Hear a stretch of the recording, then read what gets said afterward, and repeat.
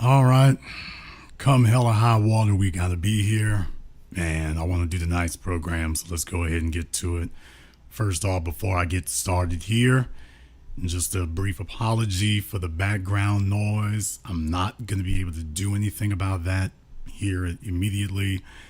So I've got it as quiet as it's gonna be right now. They got some things going on here, so this is about as quiet as it's gonna be for right now, but we're going to go ahead and do a nice program. We're a week late because, we're a few days late here at least, because obviously I was going to do this Friday and then I fell ill. And I could have drugged myself to the microphone. My concern was that it was not going to be a very good program, and it wouldn't have been. So if I can't do my best work, I'd rather just not do anything at all if I can avoid that. So it's rare, but we are here tonight, and I'm here to make up for it. And this is a great thing to dovetail off of that with, because I want to address 2024, the second program of the year here on The Business. I want to talk to the fellas tonight. Fellas, we got to sit down and have a little discussion here, have some hard facts. Tonight's program is called Men Who Don't Produce Don't Eat. If you're a man who's not producing, if you are not producing, as the scripture says, if a man does not work, nor should he eat. And that's a very, very apropos and appropriate thing to have. You shouldn't be able to eat if you aren't producing. If you are failing at the very basic requirement as a man of producing, you have forfeited any type of expectation of complaining. You have forfeited any expectation of being heard, and you have forfeited any expectation of being respected. Period, point blank, in the discussion. You have surrendered that.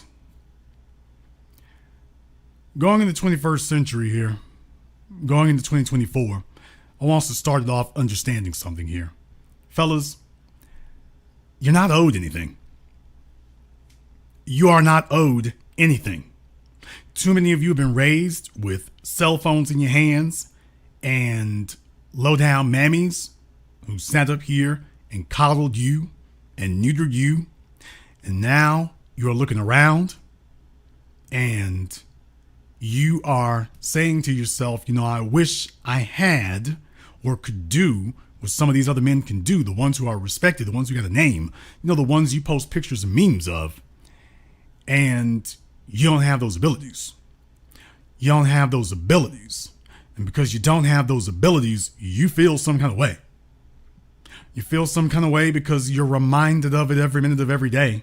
You're reminded of it all the time. You are constantly reminded of how high you don't rank and don't rate. And that gets to you. That gets to you. There's no man who can exist in this society. There's no man who can exist on this planet and be fully aware of these things and be all right. So what they instead do is you try to find some safe place to go hang out. You go try to find some safe place to go post up at or whatever. And coming to me, oh man, that ain't going to be nothing but a hard time. That's not going to be anything but a hard time, because you see, I'm not going to coddle you. I'm not going to sit up here and tell you that you can do the least. That's not the way that's going to work. That's never going to be the way that that's going to work, because you'll be required to do that. You'll be required to do that. If you are useless to the group, then you're useless. If you're useless to the group, you're useless. That's just the bottom line. You're useless. There was a fella who had posted on a recent video of mine in the comments section, posted that he was just I'm just going to look out for myself.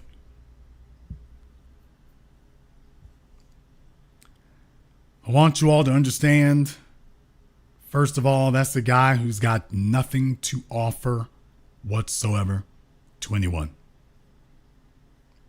If the only place in this world that you are useful is to yourself, then by definition, you are useless. You're useless.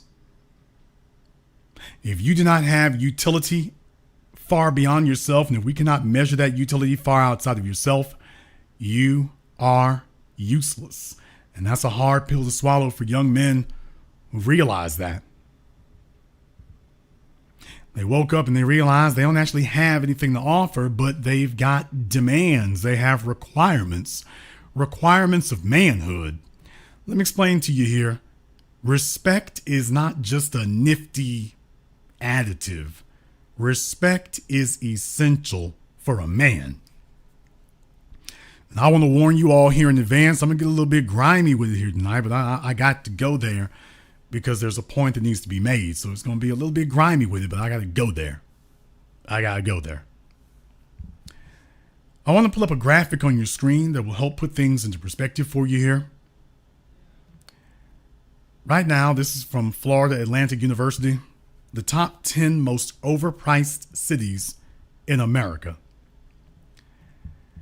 I want you to take a look at that, and the way in which they're measuring this is the difference between the home values in these areas versus the average listing price. The home expected home value in these areas versus the average expected home value versus the average list price. As you can see, number 10. Okay, my graphics messed up there. Need to go back and fix those, as a matter of fact. I was so busy trying to get started in the program. Over on the right-hand side of the screen, I think you all can make out there, right-hand side of the screen, you're good till you get 5, 6, 7, 8. It's supposed to be 9, 10. So, where the second 7 and 6 are there, that's supposed to be number 9 and number 10. Number 10 is Nashville, Tennessee. Nashville, Tennessee. A place that most of you have never been, and if you have, you never would have imagined, really. The expected home value there is $296,000, but the average listing price, Nashville, Tennessee, average listing price, $420,932. That's a 41% difference. 41%. Number 9 is Tampa, Florida. Tampa, Florida has an average expected home value of $252,000, but the average listing price is $361,000. Remember, Tampa used to be the hood till Tom Brady came to town. Take a look at how quickly that changed. The average the distance there between list price and home value is 42.9%. Next up is Deltona, Florida. Average expected home value is $233,000, but the average listing price is $334,000. 43% difference. Detroit, Michigan. $157,000 is the average expected home value. It's Detroit, but the average listing price is $226,000.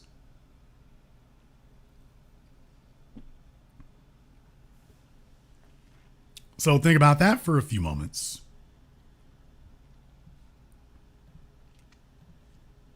That's for Detroit. Next up is Palm Bay, Florida. Average expected home value is $238,000, but the average listing price is $345,000. So these are some, you might consider them to be small places, but these are places that are like on the coast and things like that. So you got a lot of folks there on sides of the, that folks didn't usually go buying property in.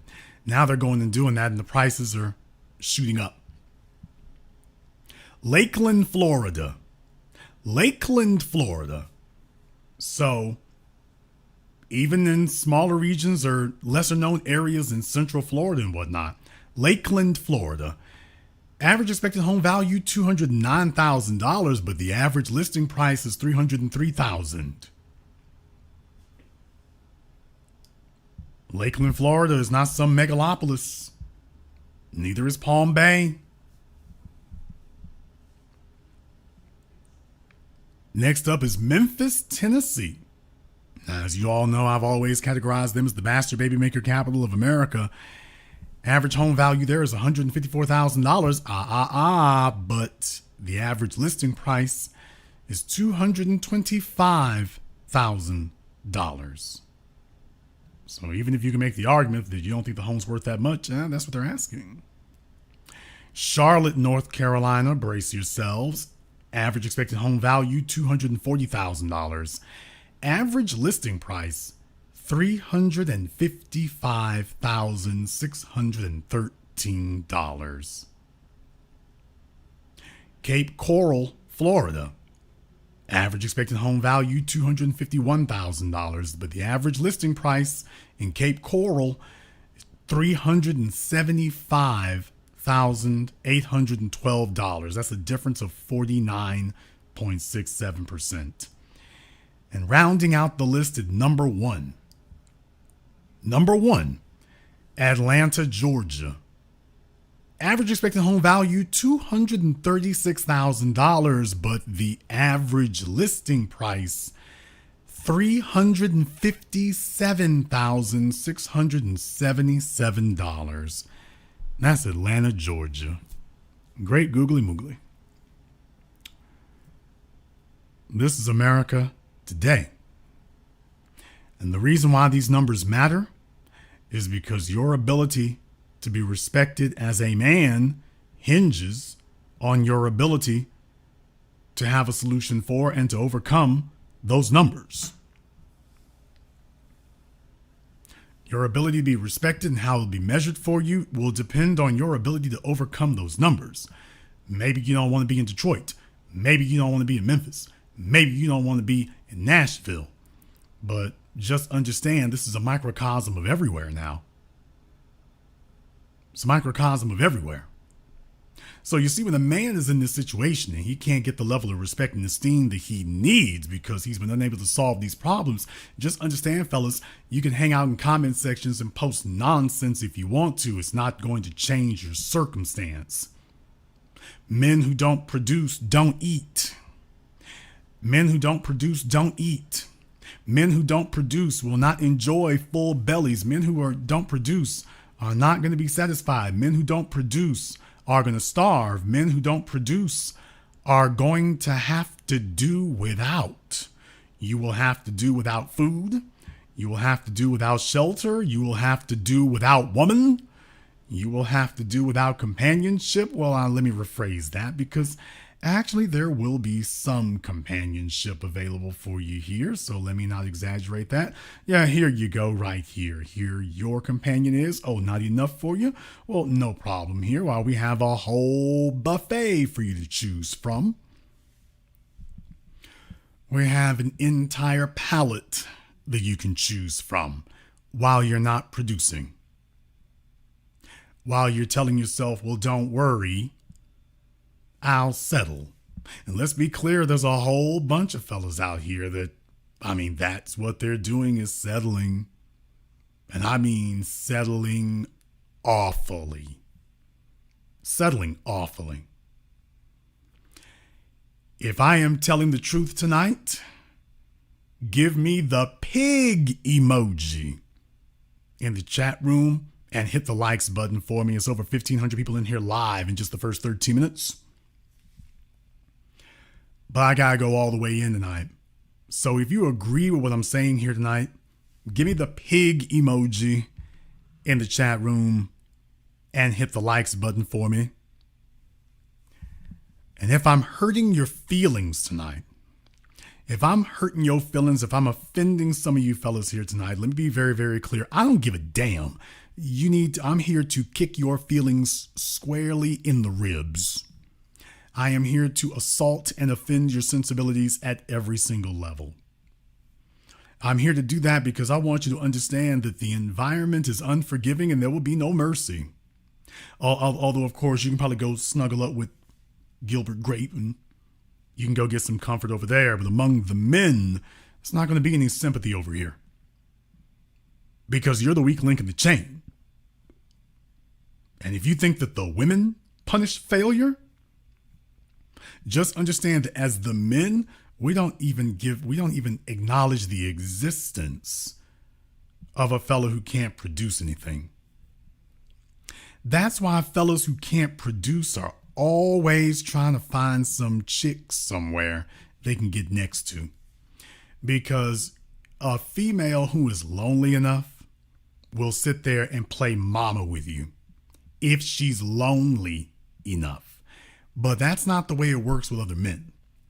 You see, it doesn't matter how lonely another man is. He's not sitting there saying, damn, I wish I had the company of an unemployed guy who could play Call of Duty. No, when another man is lonely or another man wants company, he's really trying to find a female for that. He's not trying to find another dude for that.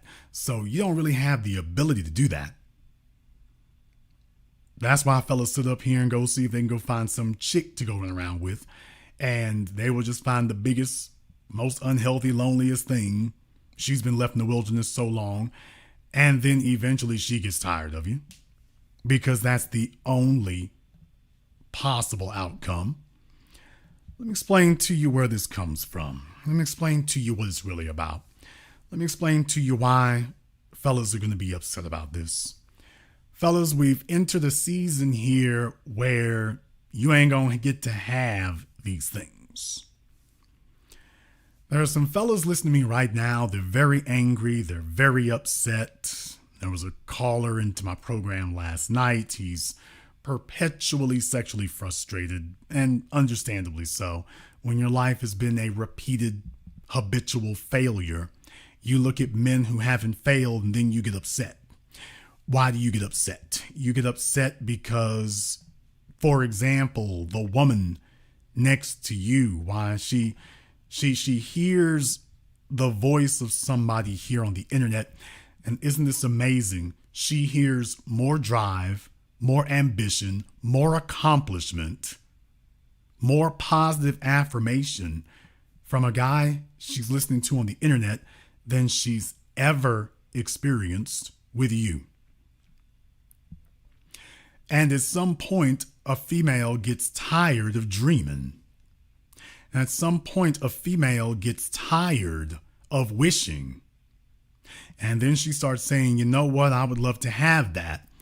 Now you can tell yourself, well, Jason, it doesn't really matter there because she doesn't qualify for that. But I want you to understand something and get this through your cinder block head, that it's going to be a woman has more belief that she can go to a millionaire than you have belief of becoming one. So throughout your life, fellas, I want you to etch my next words in stone. You might give up on becoming affluent, but your woman never will. You might give up on becoming a winner, but your woman will never give up on being with one. You might give up on the idea of being affluent, but your woman will never give up on the idea of being with an affluent man. That's never going to go anywhere. It doesn't matter how hard your struggles are, how difficult your life is, how many disadvantages you had, how many sob stories about your mammy and your pappy you come rambling through the door with. At the end of the day, dude, if you fail that, just understand you might give up on it and go sit in the corner and sulk and say, well, let me just settle in for this. But your woman doesn't. Your woman doesn't. Now I'm going to say something else that you won't like here. It is good that your woman doesn't. That is necessary for the improvement of the species. The strong should survive. All of us here today are a testament to the strong surviving and the weak being filtered out. And now If you are not one of the strong, you should be filtered out. Not you might be filtered, you should be. That's the way it should be. Let me say this a different way.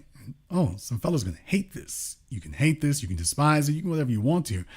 But understand something here. Dude, your woman is gonna humiliate you. Your woman's going to clown you. Your woman is going to show you disrespect. Your woman is going to show you disdain. Your woman's going to show you contempt. You see, that's how women punish a man who wastes her time. A woman can't ball up her fist and go at you like that, although some of them can. But a woman, when you've wasted her time, when she wants to punish you, she's like, let me go after him where he hurts. You see, a fella who has failed to perform, who has failed to produce, who has failed to improve himself, the fella who has failed to operate at the highest level for himself, your woman is eventually going to park that blame and responsibility at your feet and at your doorstep, and she's going to punish you for that. Women do that all the time. It is in their nature, and it is a positive aspect of their nature. The male who fails to perform should not eat, and he certainly should not have a woman. The only thing he needs to have is daily, consistent contact with his unaccomplished tasks. That's the only thing he should have. That's the only thing he should have. The other thing here is that it is important for you to have a woman, because women are an excellent barometer, as I've always told you all, of whether or not a man is performing in the realm of survival. They're an excellent barometer. They're one of the best barometers there ever.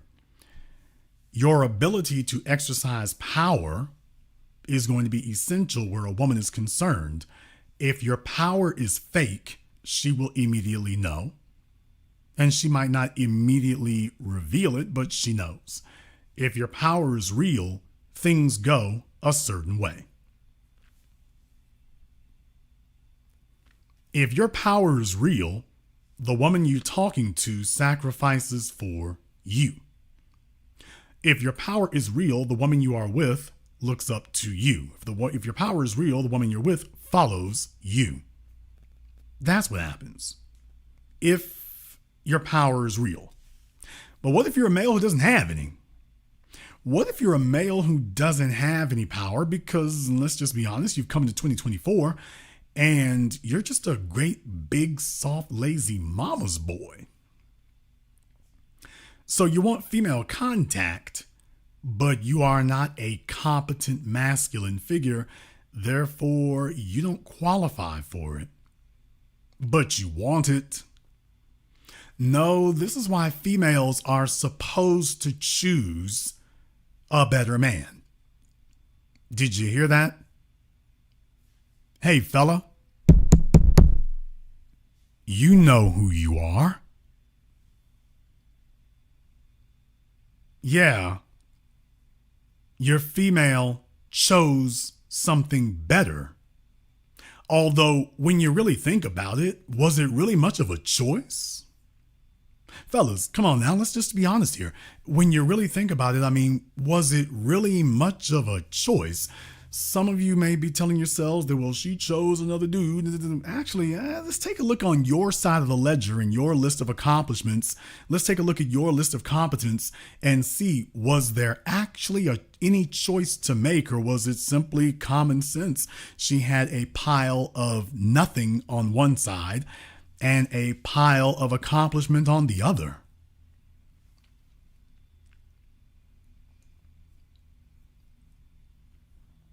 So in reality, you're kind of still lying to yourself by saying that she chose somebody different. She didn't choose anything, dude. There was no choice to make. There was only one option. There was only one.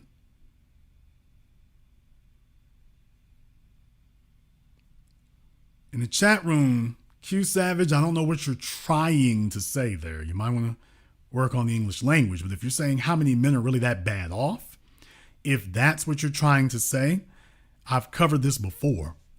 How many men are really that bad off? OnlyFans wouldn't be popping the way it is if most men were not sexually frustrated and bad off.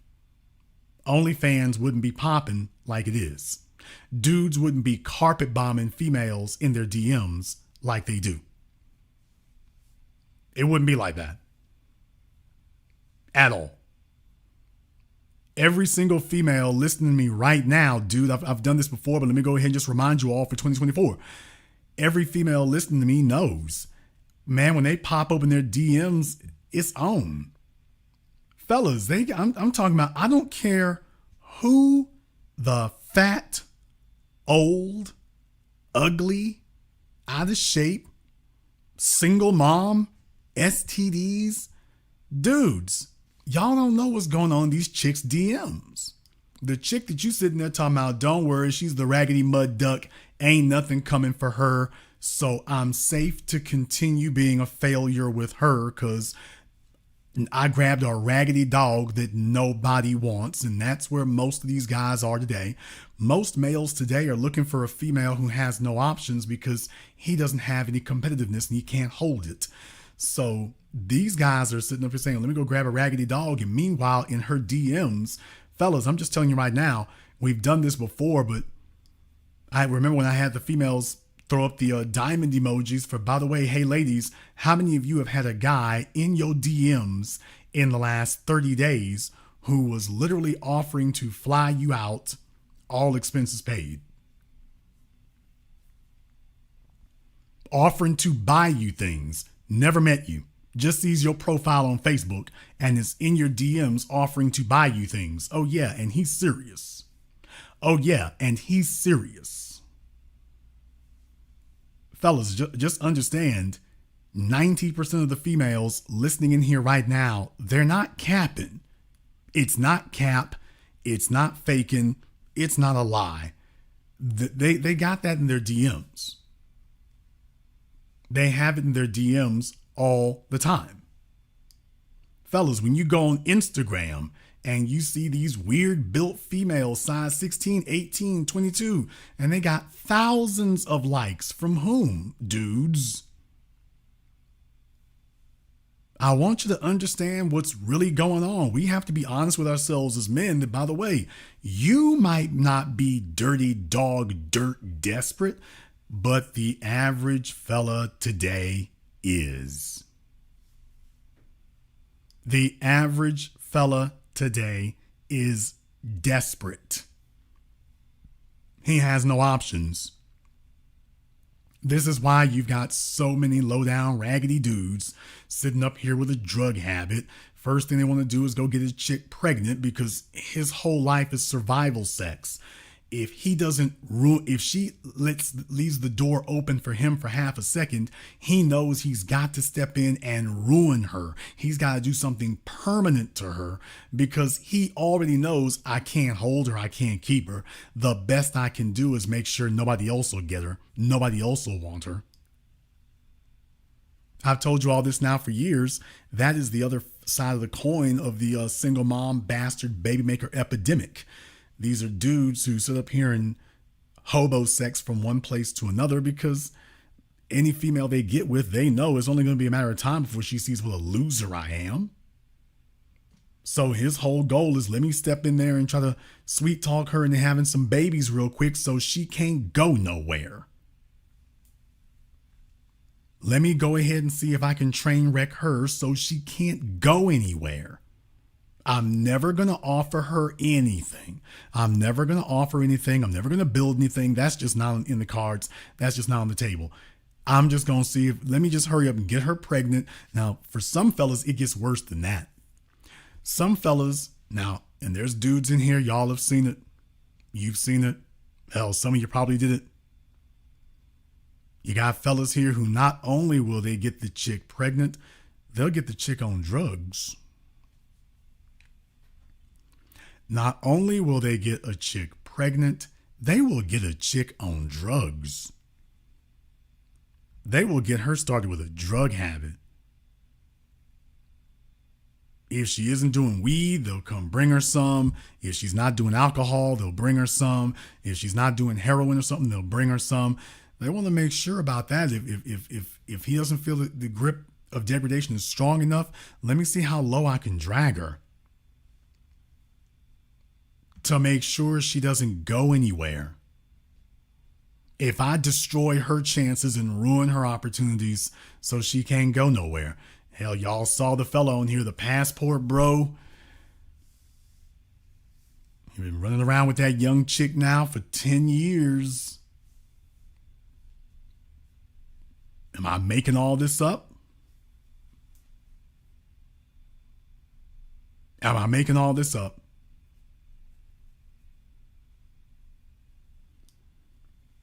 And the reason that you feel some kind of way is because, yeah, a better fella out there, that's your worst case scenario, is that you couldn't ruin them bad enough.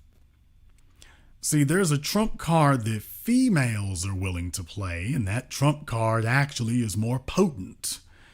Because you see, here's the issue. You might be able to rag them out. Well, you certainly could do that, but what happens if the chick you dealing with or whatever says, you know what, screw it. I'd rather be a side chick to a producer than the quote unquote queen to an absolute loser. If she makes up her mind to do that. Now, you know, I've been telling folks here for years and will continue to do so. Ladies, it is better to be the side chick to a producer than to be the quote unquote main lady to a fella who's going nowhere. It is better to do that. It is better to be the third or fourth or fifth wheel than to sit up here and shackle yourself to a fella who is going absolutely nowhere. These are your years of your life. These are all the prime years you're going to have. And if you screw those off, then you'll be just left out here struggling to survive and scrapping and scraping and taking whatever you can get at the end of the road. No, it is better for you to have a fellow who is going places and damn a wedding, damn a ring, damn all that Camelot stuff here. Do you have a fella here who's just like, you know what, you can be number 3 or 4 in position if he's willing to be consistent about that.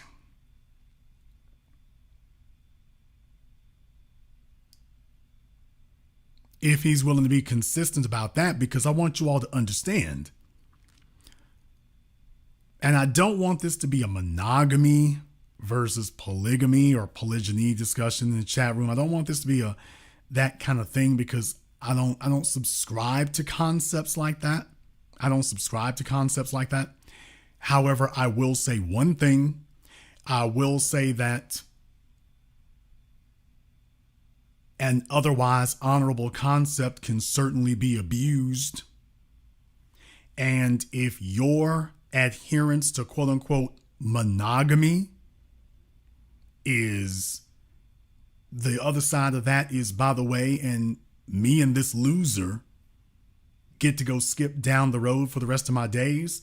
Folks, if monogamy is not serving you well, it's time to cast that aside.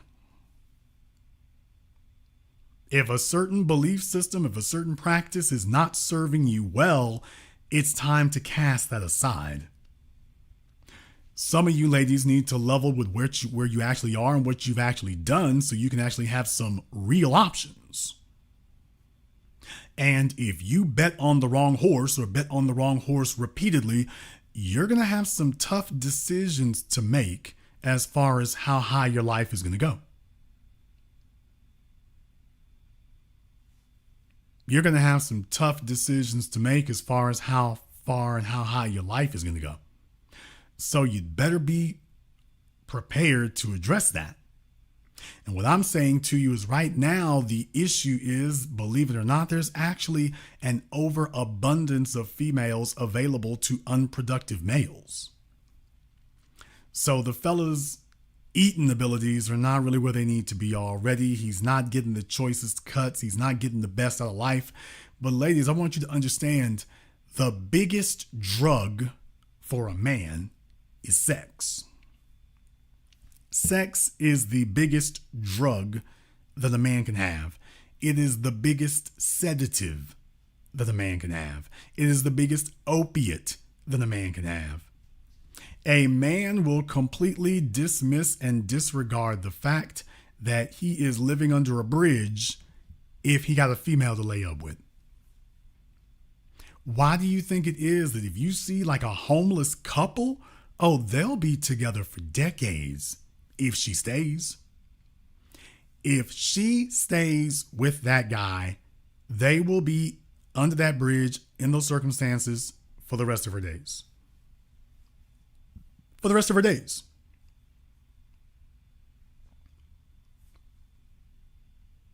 Because as long as if he's able to get full sexual access to you in a cardboard box, if that was the cost of getting sexual access to you and he was willing to stoop to that and you were willing to accommodate it, you're not, how the hell you think you're going to raise the price to an apartment?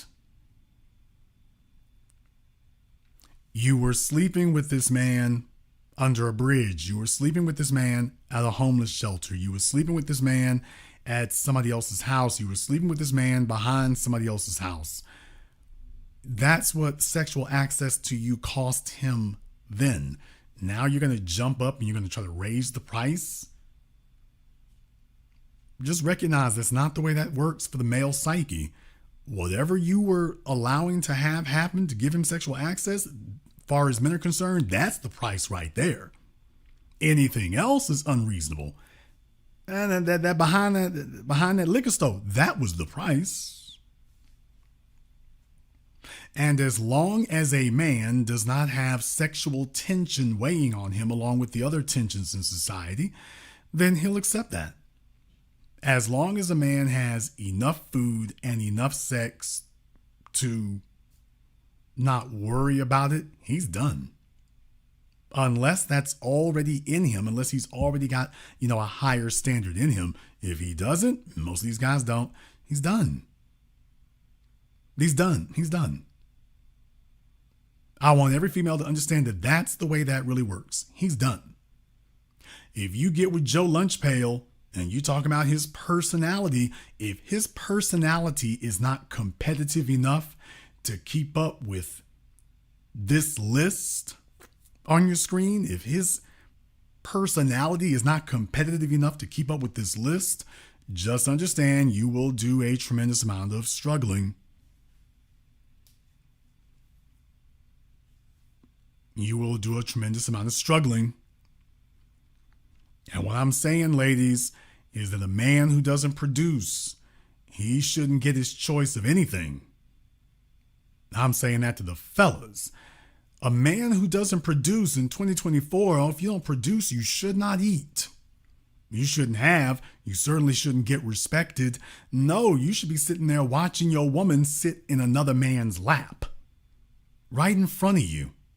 Now, believe it or not, there's going to be a bunch of fellas angry with me right now that I was, Jason, why would you encourage him to disrespect a man? Because that would be a language you can understand.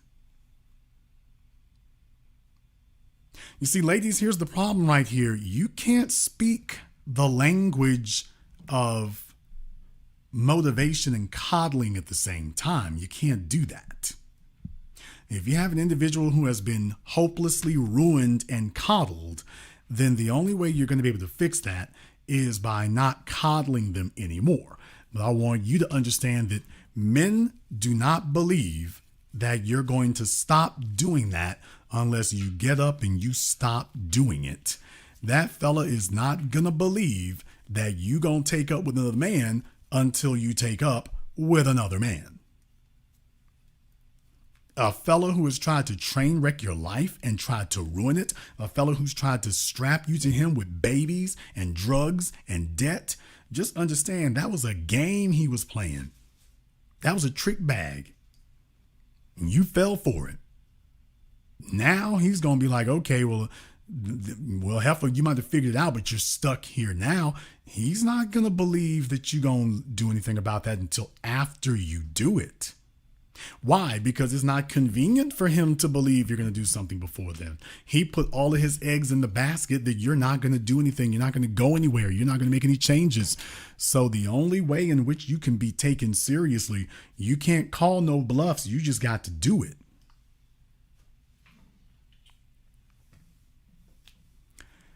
You can't call any bluffs, ladies. You just got to go ahead and do it. You just have to go ahead and do it. And I'm telling you that you're making a better society as a result. You're making a better society as a result. I'm going to say one more thing out here for the fellas. I'm going to say one more thing for the fellas here. Fellas, she is your woman if you can keep her.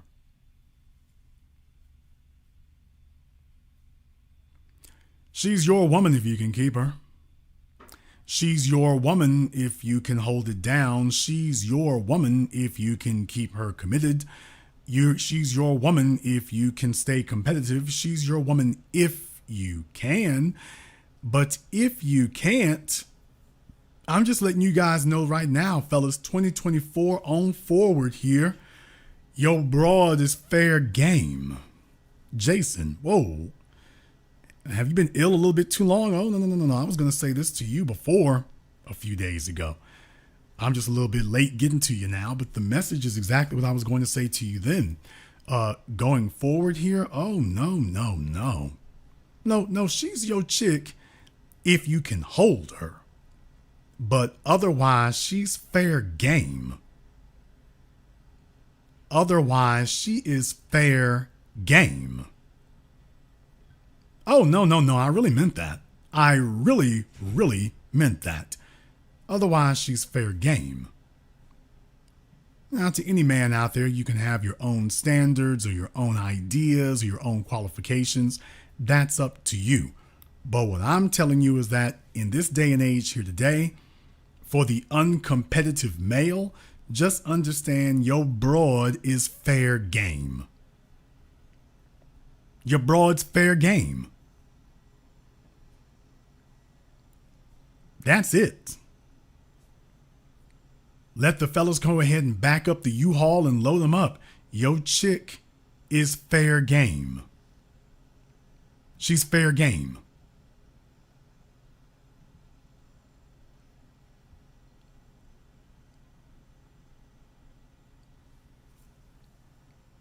Because those fellas there don't listen to that kind of thing. And what I'm saying is the next thing is for the producers to put folk on notice. That's a real sticking point. Folks will believe you if you show them. They'll believe you if you show them. But right now, going forward, oh no. No. Your chick is not exempt. She doesn't get a pass.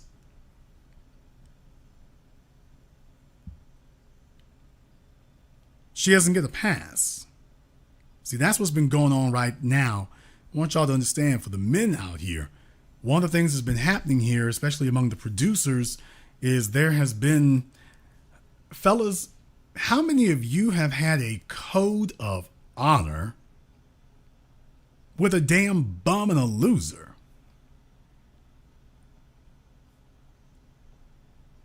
Come on now. How many of you have had a code of honor with a loser? How many of you had a code of honor and you gonna play by the rules with a fella like that? First of all, let me be very, very clear with all of y'all. A slacker, a loser, a non-producer, dude, he ain't got no rules. He ain't got no rules. Understand something. The nigga sitting on the couch smoking weed and looking bummy as hell, dude, he will sleep with your woman just as quickly as he would flick away the butt of a cigarette. What are you talking about?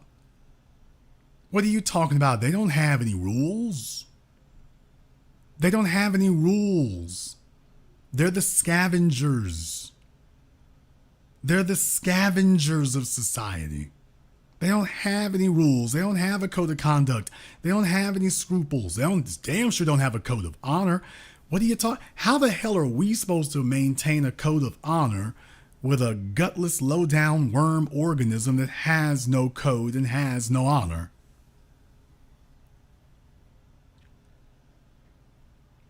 How are we supposed to do that? How are we supposed to do that? Now, there may be some of you who have a bit of a different concern. I'm going to touch on this briefly because I am on YouTube, so there's only so much I can say here. But I will say this. Let's just say that you are a guy and you have seen a female here and you have determined that, yeah, your broad chose me and it's time for her to get called up to the big leagues and get upgraded. Well, Jason, yes. Well, what if her dude is this and what if her dude is that? What if he's one of these whiny, temperamental mama's boys who's prone to try to come at somebody and take them out because the female realized he was a loser and finally sent him where losers belong? Fellas, I want you to understand this. That is always the circumstance. That is always the circumstance. That's not something you can get away from. Any female, anywhere that you talk to at any time, you never know when there's some jackleg loser that she was with a year ago, 2 years ago, 5 years ago, 10 years ago. He's sitting over there in the corner, still boo-hooing and looking at pictures of her. If you could have just waited until I got my act together.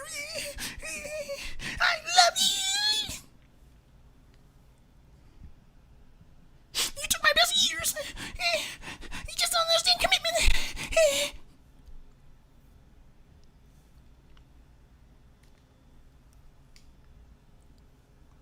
So let me get this straight. You don't have enough drive and ambition and motivation to double your income, but you have enough drive and ambition and motivation to try to stalk some dude for a chick you wasn't able to hold in the first damn place.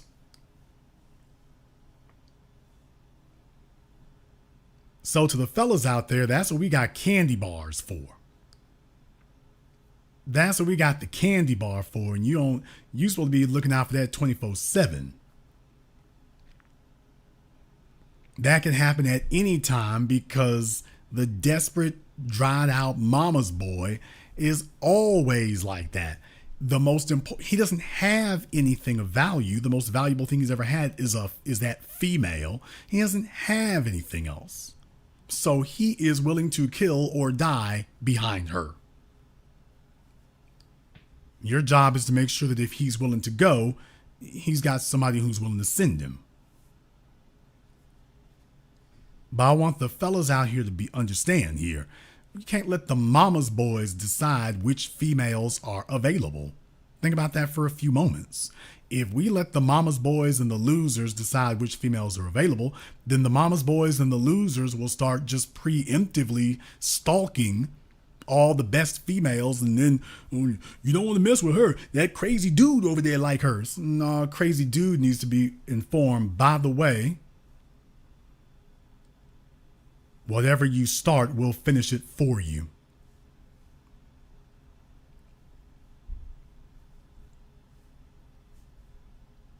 But as the men, we don't let losers decide which females are available. We don't do that.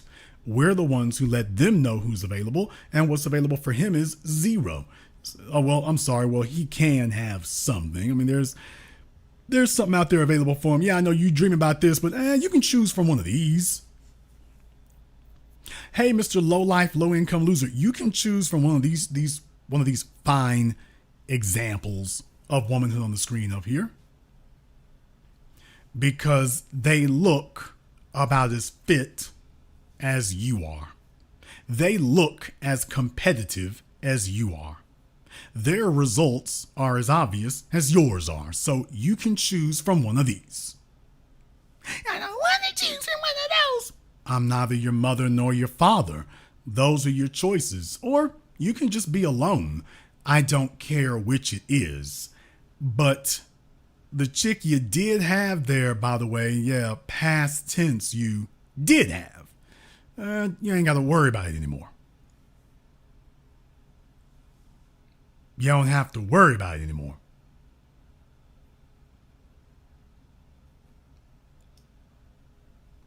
The day and age of the mama's boy coming to everybody else and whining about what he doesn't have and can't get. And yeah, that ain't going to happen.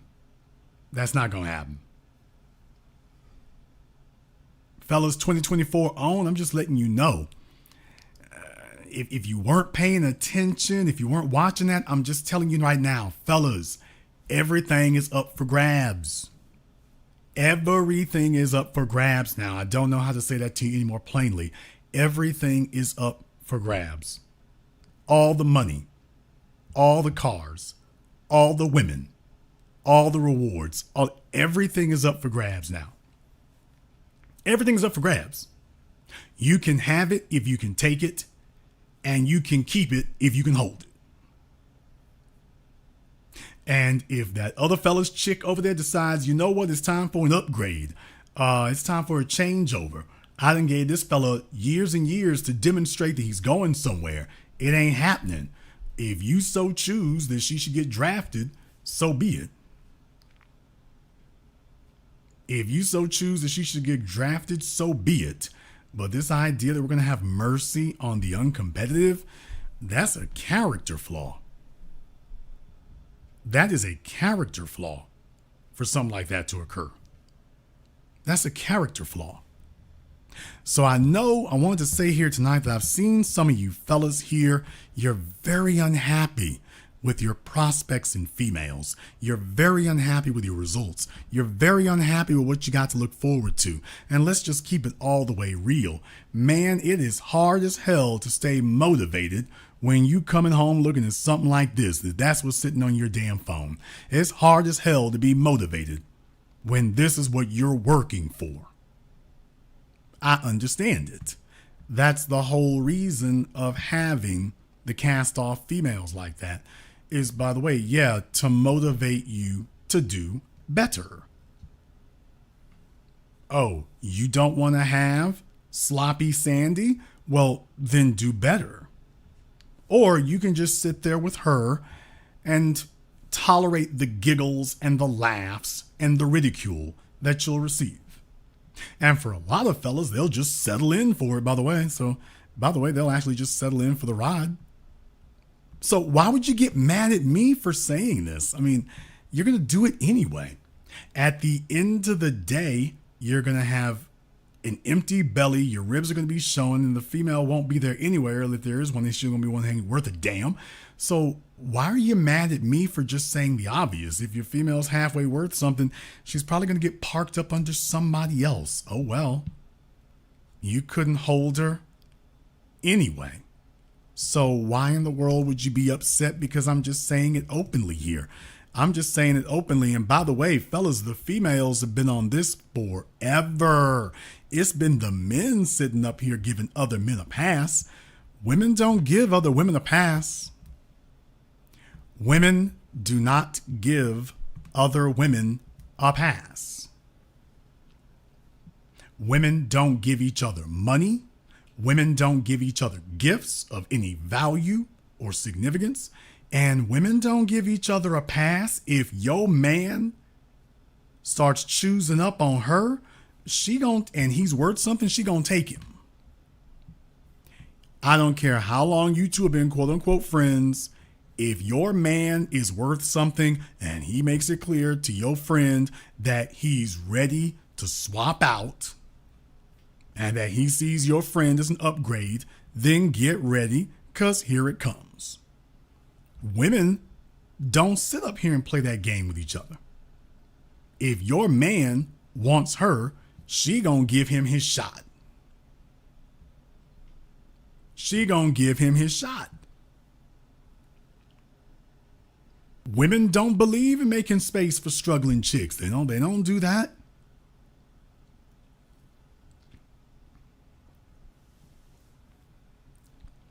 Every female in here listening to me right now knows she can't trust her female friends. Her female friends she knows them. And here's the other thing. They know you. By the way, one more thing. Your female friends know you. And they know that if their man is more valuable than the man you got, if your man is struggling and losing, and I'm going to get that in a few moments here to define that struggling and losing thing. But if your man is struggling and losing, and if your man is struggling and losing, and your friends have somebody available, yeah, just like they would try to push up on yours, you would push up on theirs. If it came down to it, you all know full damn well it's slim pickings. If it comes down to it and she got a producer and he's willing to drop her and pick you up, you know damn well you're going to slide right in there. They do it every day.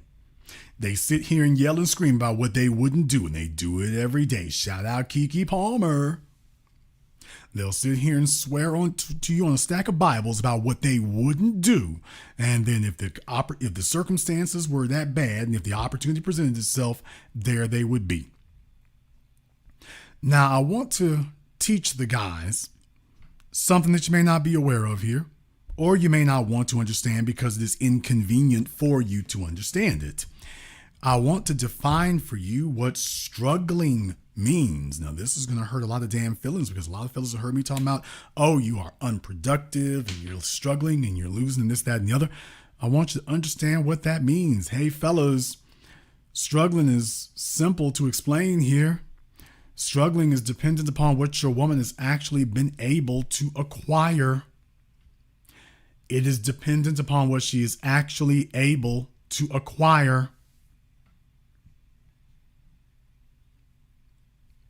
And if she has been at a higher level than you and you are not performing at the level that she's accustomed to, you are struggling. Well, Jason, define accustomed to. Well, here's where it gets real sticky. As I said before, if she was the side chick to a dude who was stacking it up right, here you come. She's waiting for another go round on the merry-go-round for where she was, not where you at. So you see, struggling is relative to what she's been able to acquire. So you might not be making $30,000 a year. You might be making 60 or 80,000. Hell, you might be making 100,000. And relative to what she's been able to acquire and attain, you struggling. And you'll be sitting there singing the blues and boo-hooing. But by the way, you're struggling. You're struggling.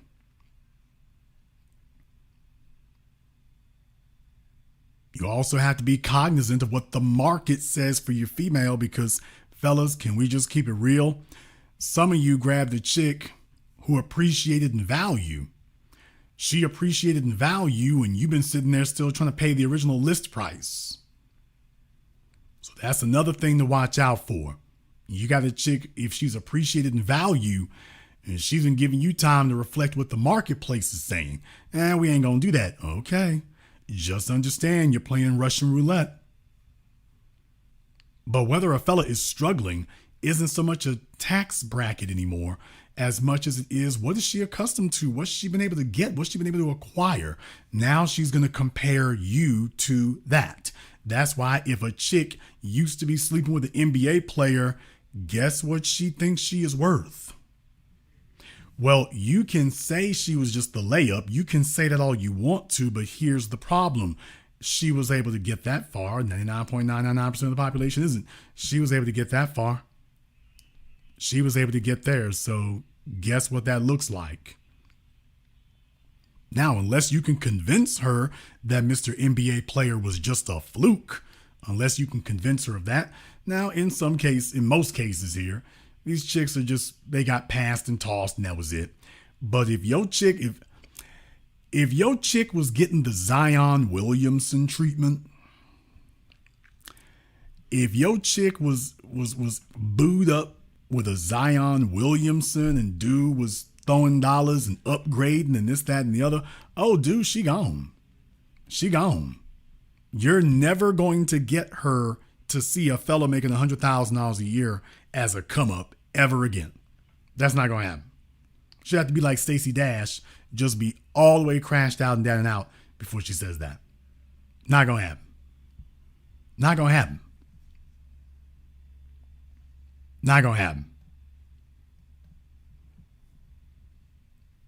But right now in 2024, going forward, fellas, there's a bunch of you who are not producing. And I'm just making you aware that, by the way, if you do not produce, you will not eat. You will be humiliated. You will be clowned. You will be embarrassed. You will be mocked. You will be ridiculed. And you will be worthy of every second of it. However, you might disagree.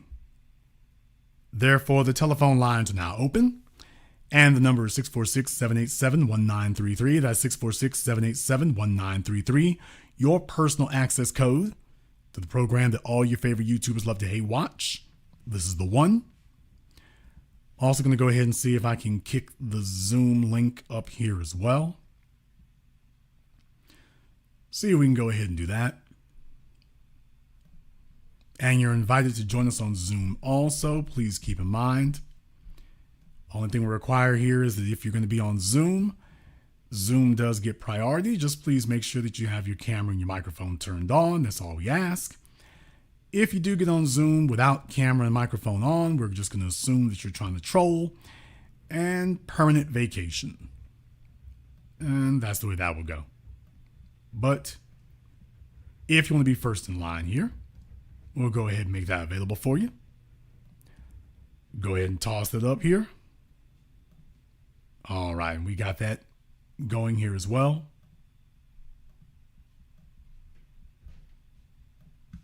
All right, let's go ahead. I don't know what has started happening. Whenever I try to put the link up in the chat room, it doesn't give me the 3 dots to pin it automatically like it should. But there, that's pinned there. And if folks don't want to talk because I've devastated their psyches, you know what? That's okay too. First week of the month, tangentially. We just coming in hot. Second week of the year, we coming in hot. Second week of the month, second week of the year, we coming in hot. And we might as well just go ahead and lay it down like it is. I'm letting you fellas know what the rules are going forward here. Fellas, if you can take it, you can get it. If you can take it, you can have it. That's what it's going to be. If you can take it, you can have it. Those are going to be the rules going forward. If you want it, it's yours. Are you willing to work hard enough, diligently enough, consistently enough? Are you willing to be committed to your goal enough? If you are, you can have it. That car, that house, that lifestyle, that woman, if you are committed enough to it, you can have that. You can. If it's available, if it's on the market. If it's on the market, you can have it. And that's going to be a hard pill to swallow for the fellas out there who've been relying on women to be talking about monogamy and things like that. And monogamy is a fine concept, but it's not a fine concept for a loser. He needs to be worrying about other concepts like work ethic. Let me get a caller from area code 708. You're on live with The Business. What's your name? Where are you calling from? Hello, Jason. This is Lee calling for Chicago. Lee from Chicago. What's on your mind? Great asking broadcast tonight. I already thank you for that. And so, remember I talked to you a year or two ago that I got into IT, right? And ever since I got into IT, thanks to you, my life had been changed, though. All thanks to you. And ever since I got into IT, I have doubled my income from $50,000 a year to like $62K a year now. And I just want to thank you for that. Well, I'm glad to hear that's worked out for you here. As I always tell people here, I'm the coach. I can write up a play. I can't make you run the ball, but if you run the ball, championships will ensue. So that's all I can tell you there is if I write up a play, just run the ball. And I will say what no one else you all have ever talked to will ever say. By the way, call me back publicly. If anything I've ever said has not worked out for you, I will stand by every syllable of it in front of the world. So far, so good. And yes, sir. And ever since I got into IT, though, a lot of dudes is starting to hate on me. Like for real, I was trying to get them the game like you gave me, though. And then this one guy, I'm not going to mention his name, but like this one guy I go to church with. Ever since I got into IT and started doing well for myself, and I try to get him the game and things of that nature, and he's starting to hate on me. He don't want to do nothing for himself. I say, dude, you could do better than a janitor. If Jason Black could take, if a guy named JB like you could take me from a guy that's working for Lowe's to get into IT, he could do the same thing for you. And then he just complained that, I don't want to do better, man. I don't want to do better. And then since I try to gain him up, like you gain me, he just getting mad, and he gets so mad that no other women do not want to talk to him, though. It's like ever since I get more attention from other men and other women now, thanks to you, Jason, he getting so jealous that he's not getting that. Well, I mean, look. It's just like so many jealous dudes out here as well, too. When you're winning, that's attractive to everybody. I want y'all to understand that. When you winning, they call it shining for a reason. When you winning, you're different. You shining. When you shining, that's attractive to everybody. Everybody wants to be next to a winner. People who love it, people who hate it, all of them want to be next to a winner. Nobody wants to be next to a loser, not even other losers. Everybody wants to be next to a winner. And when they see you are winning, your vocabulary is different. The way you talk is different. The way you dress is different. The way you carry yourself is different. Everything is different when you're winning. And you might not recognize those differences, but they do. They do. Yeah. I even got my ex-girlfriend start blowing on my Facebook account now, and she comes to blow on my phone. I just, she's still, now my ex try to come back to me now. Because she sees me winning now. That is an excellent barometer of your progress. That if you have the option of saying yes to her, but not the obligation. You know what? I'm not even worrying about women right now. I'm worrying about progressing in life and becoming more progressing, more producing. That's what I'm worrying about. I'm not worrying about females right now. I'm worrying about being more competitive. Especially in this day and age. When you focus on being excellent, the money makes itself. When you make the money, the females take care of themselves. That's the way that goes. And also, though, I think I talked to you like a month ago as well. Like, I'm starting to overcome depression as well, too, because I'll be going to counseling, too. So I'm starting to overcome depression, too, through my therapy. So I'm almost done with therapy, too. Good. I got 1 more month of therapy. Good, because that's important also, to have your head right and your mind right, because if you got a bunch of demons on your back and a bunch of monkeys on your back and a bunch of problems weighing you down that are unresolved, that's making a headwind. And removing unnecessary headwinds is always essential. So that's the kind of thing I want to hear. And if you found some effective therapy, then that's great. Yes, sir. I just want to thank you again, man. Thank you so much. I will continue to learn from you, and I will continue to become more progressive in life and become a more producer, just like you and other people that's in IT as well too. Thank you so much. Thank you very much for checking back in with us here. Please do give us a call again. I do not discuss high value men. I build high value men. I don't have them sitting around about what they can't do. We coach them up, we game them up, we build them up, and then we make them into producers. I don't sit up here and regale you all about what I got. I get to work and show you how to get it for yourself. The only YouTube channel or person on the internet, as far as I know, who does that, by the way. Tell me another person you know who says, by the way, call me back. There's only one. Caller from area code 737. You're on Live with the Business. What's your name? Where you calling from? Hey, Jason, this is John from Austin, Texas. All right, John from Austin, what's on your mind? Yeah, man, I just listened to the broadcast tonight. I'm fairly new to the program. And tonight really hit home for me. It's I have seen that happen firsthand as far as if you no longer produce, you have to basically keep your woman by producing. So, yeah, I was basically in a situation where I was making about $400,000 a year, and everything was great with the chick I was with. But a couple of businesses I had kind of went under. Long story short, and she kind of switched up on me, so I kind of had to let her go through the disrespect and everything like that. And so I'm just curious, man. I'm back up on top now. I'm actually making more than I was making before, but now I'm in a situation where it's kind of hard to take women serious, knowing that really I'm only really valued on what I can produce and what I can deliver. And I was just curious about your if you had any advice to give in that regard. Focus on your goals. Your goals will never wake up one morning and say, I don't love you anymore. Your goals will never wake up one morning and say, I think that other guy is sexier. Your goals will never get up one morning and say, I don't appreciate what you've done for me. So always make your purpose your priority. Always. Everything else is secondary or tertiary.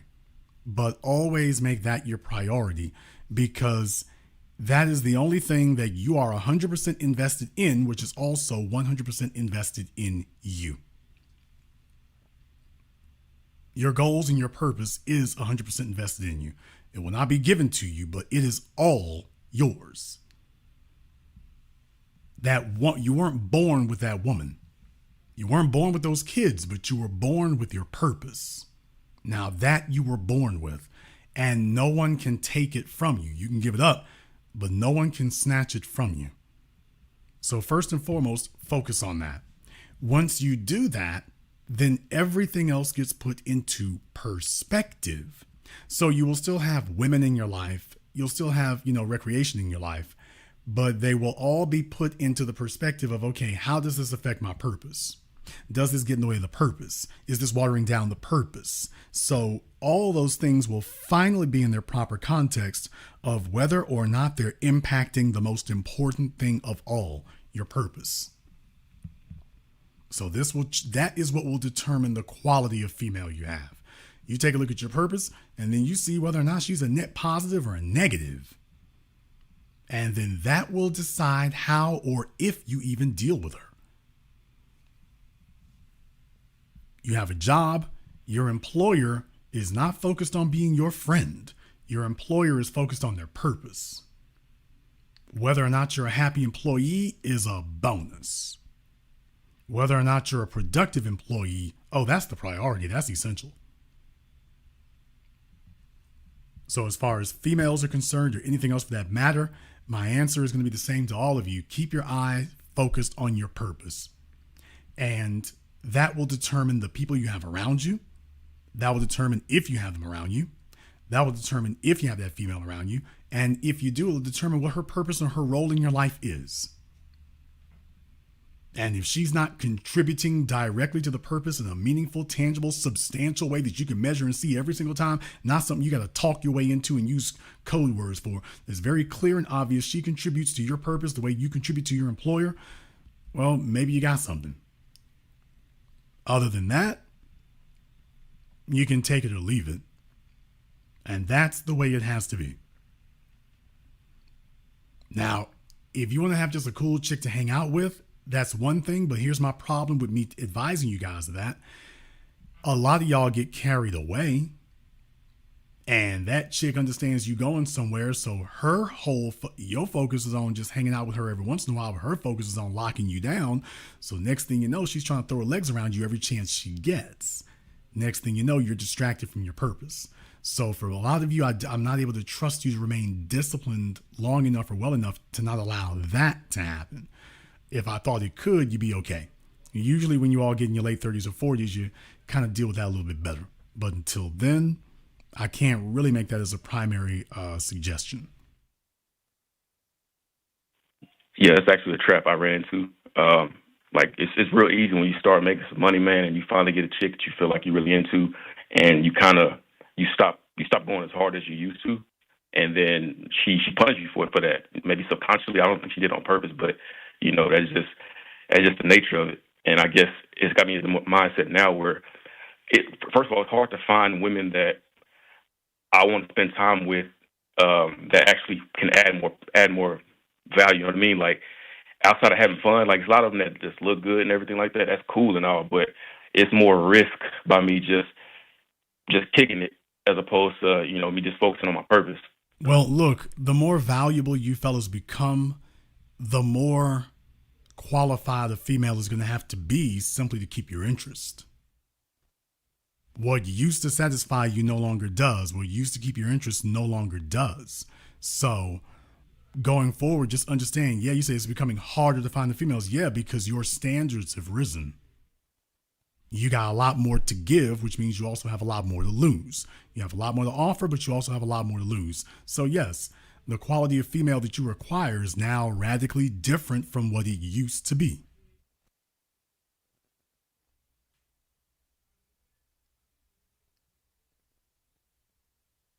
Got it. Thanks, Jason. I appreciate it.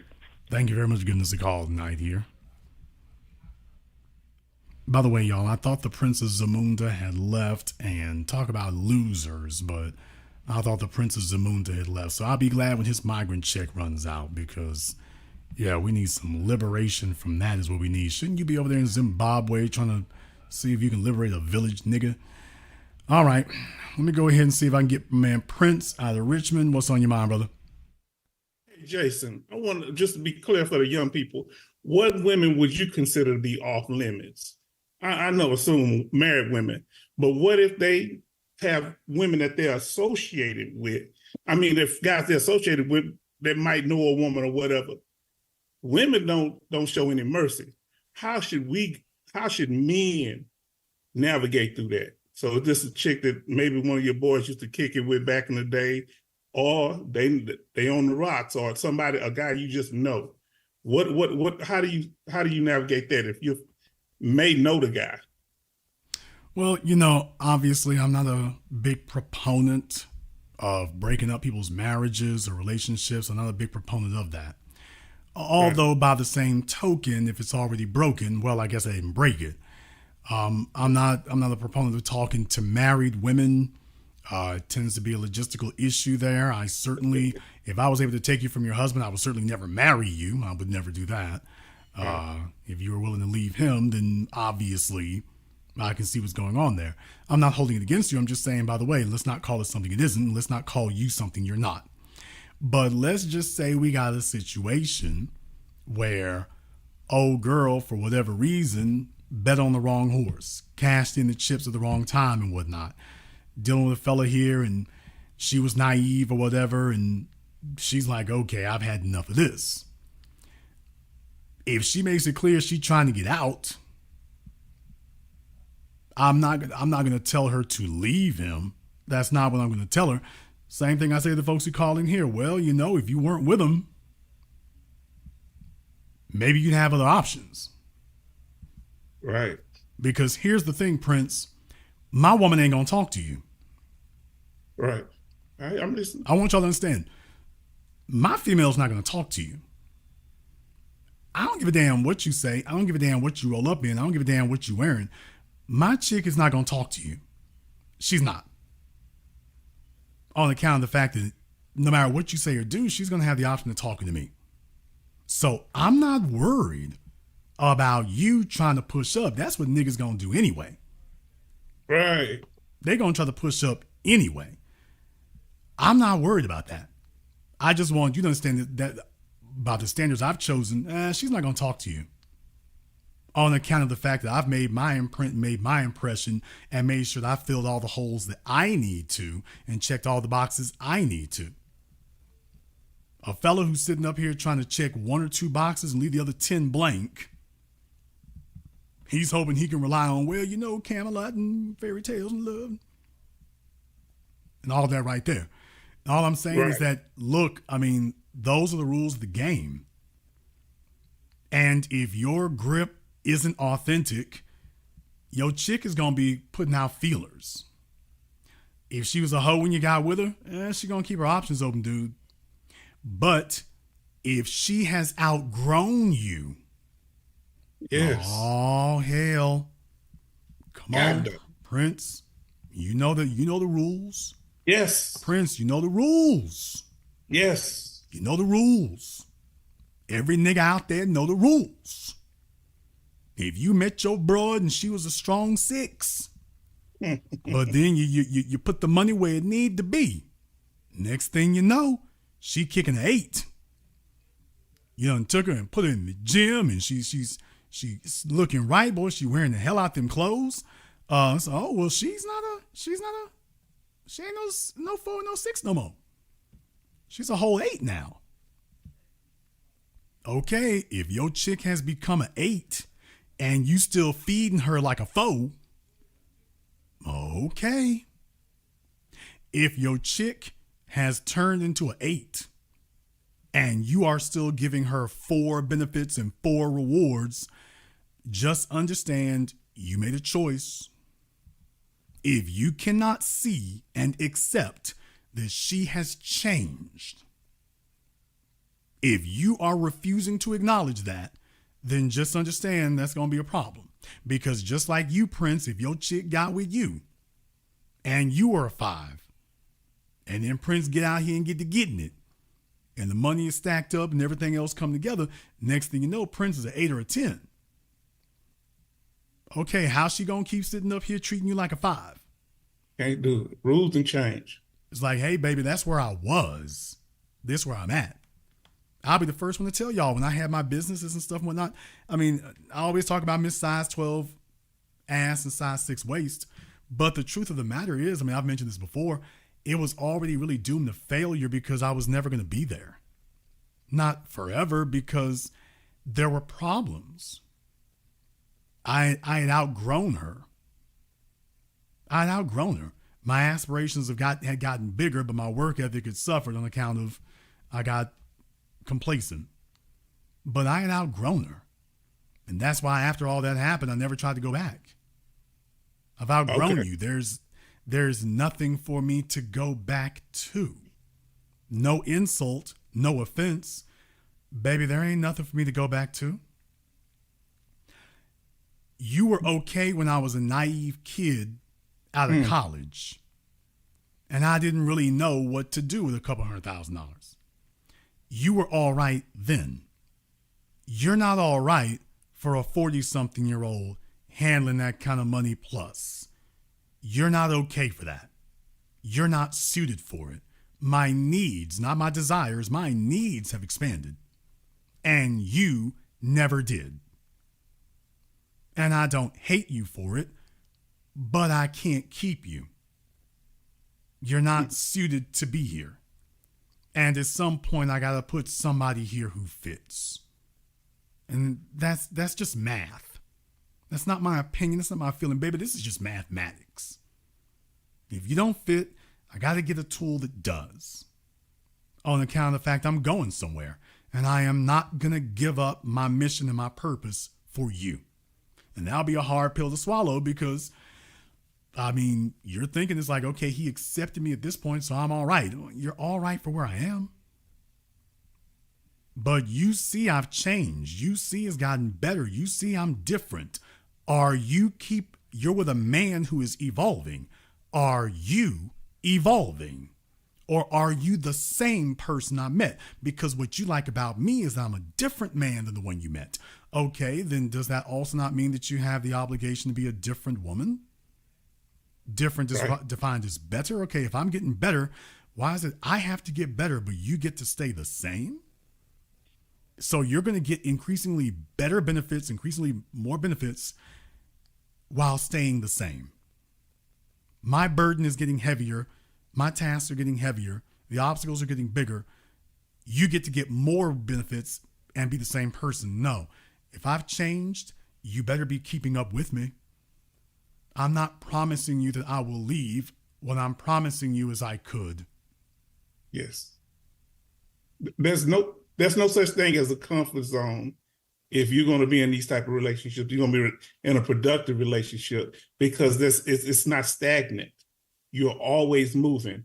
Are there any markers, or I don't know so much markers, what is that a young man or young woman can do to make sure that the person that they're with, if they got a solid person, doesn't outgrow them? And that doesn't mean feed them donuts, guys, when they start losing weight, so you want to get them back plump again. No, that ain't how you work at that. You can't, if his money gets right, ladies, you just can't start trying to spin it all up and make him broke. No, what can they do to adapt to the change? or should they be continually adapting, Jason? She got with you because you were evolutionary. Yes. She got with you because you were progressive. And that also means that she showed you signs that that's what she was and that she was suited to be there with you. Okay. I want to remind you all, by the way, you don't ever get lifetime employment here. You are always up for your reevaluation. You are always up for your reevaluation. And when it's time to reevaluate you, it's like, hey, we got to go over your paperwork. We got to take a look at you. We got to do your evaluation. Might be yearly, might be twice yearly, might be bi-yearly. But yeah, we got to evaluate that. You don't get a lifetime pass to be here. Because here's the issue, Prince. Women don't give us no lifetime passes. No. We don't get a lifetime. For the ladies in here trying to get salty in their damn feelings right now, by the way, you heifers don't give us any lifetime passes. If we stop producing hell prints, if they're quote unquote not happy, that's grounds. Not happy, whatever in the hell that means. Whatever in the hell that means. She just gets up one more, I'm not happy. Really? And that is grounds for her to shut y'all's whole life down. Yes, it is. How the hell am I sit up here and tell these fellas that they need to perform by this outrageous set of rules? The women are like, oh, we don't ever do that. Okay, well, fellas, these are the rules. These are the rules. I'm not going to have you be fully committed to something that's not fully committed to you. Okay. Not going to have it. And let me go ahead and remind you all of something else right here. The reason why marriage isn't working like it used to is because girlfriends aren't working like they used to. Your girlfriends used to not be the town slut. The town slut used to be the one that everybody knew because they all knew stay away from that heifer right there. Now it's stay away from them hoes over there. Them over there. It used to be just that one girl who was loose or a floozy, her daddy was touching on her or whatever the case may be. Stay away from her. Now it's you gotta stay away from them. The girlfriend material has fallen the hell off. The girlfriend material been stretched out by the football team. The girlfriend material is got copious booty pictures on Instagram and Facebook. And then coming to you trying to tell you what you need to treat her exactly the opposite of what the hell she's been presenting herself as. So the wife material is not up to par because the girlfriend material isn't. So the men are seeing how you're not even being a good girlfriend. How the hell am I going to promote you to wife? Where you've got real powers. I'm going to promote you to wife and you failing the girlfriend test. Come on now. I got to start looking stupid if I do something like that. Now I just look dumb if I do that. And I don't want fellas out here looking dumb. We got enough dumbness going on over. We don't want no more fellas out here just looking stupid. That's not what we need. So going forward, you got to take a look at what did she do to get in here? What was it she liked about you? Okay, both of you need to maintain this. Both of you need to keep doing this. And if he's getting progressively better, you need to be keeping up with him. If he's going to the stars, how the hell are you going to be sitting down here in Omaha where he met you? If this man's talking about going to the moon, you better ask yourself, baby, by the way, are you an astronaut? This man's building a rocket ship. You talking about you going with him? Ma'am, are you an astronaut? Because if you're not, you're probably not going to be going with him. You'll probably be sitting there at the launch pad. But when that thing takes off, even if you're inside of it, I don't know if you're going to make it to the moon. And by the way, even if you get to the moon, I don't know if you'll last long. So Dana White once said something, and I think I'm quoting Dana White. I think it's a very pertinent thing to keep in mind, though. I definitely admire him as a businessman, as a human being. Let me put that aside. But as a business person, certainly Dana has done a lot. You can do a lot worse as a business person and a thinker and entrepreneur than him, certainly. Dana White once said that you don't come to the UFC to learn how to fight. When they were talking about the guys who were allowed to come there and folks were talking about, hey, why haven't y'all brought this guy, that guy, and why did this fella get cut from the UFC or whatever? And Dana said, you don't come to the UFC to learn how to fight. We're the UFC. We're the elite. We don't have guys who are here learning. You're supposed to already have that. So that also goes for the woman. You're not supposed to be here to learn how to be a producer's woman, or to learn how to have drive, or learn how to be able to evolve, or learn how to be able to keep up. You're not here to learn how to do that. You don't come to us to learn how to do that. You're supposed to have that already. And if you don't, just understand you are standing a very good chance of getting replaced by somebody who does. It's not hate. You didn't want your man to learn how to be a producer. You always holding your options out because if he ain't got it, you're going to replace him. Okay, well, guess what? You can't be here to learn to be a producer's woman. And Jason, my last statement, I want to ask you this. Can you, I know we're talking about the men tonight, which is very important, but can you make it clear that just because a woman feels that she's in the upper percentile because of the fact that more women are slutted out, and she said, well, I'm not slutted out, so that means I should get twice as much, or you should reverence me more. Tell them that's not, our standards have not changed just because the women's standards have changed. Could you clarify that for me, Jason? Because I've been trying to, Every woman thinks that she's a 8. Now, this is the problem that we as men have. Every female thinks she's a 8. Now, if you ask them, they're all going to sit here and lie and say, oh, no, I don't believe it. Every female listening to me thinks that she's a 8. Everyone. They think they're a 8. They all think they're dimes.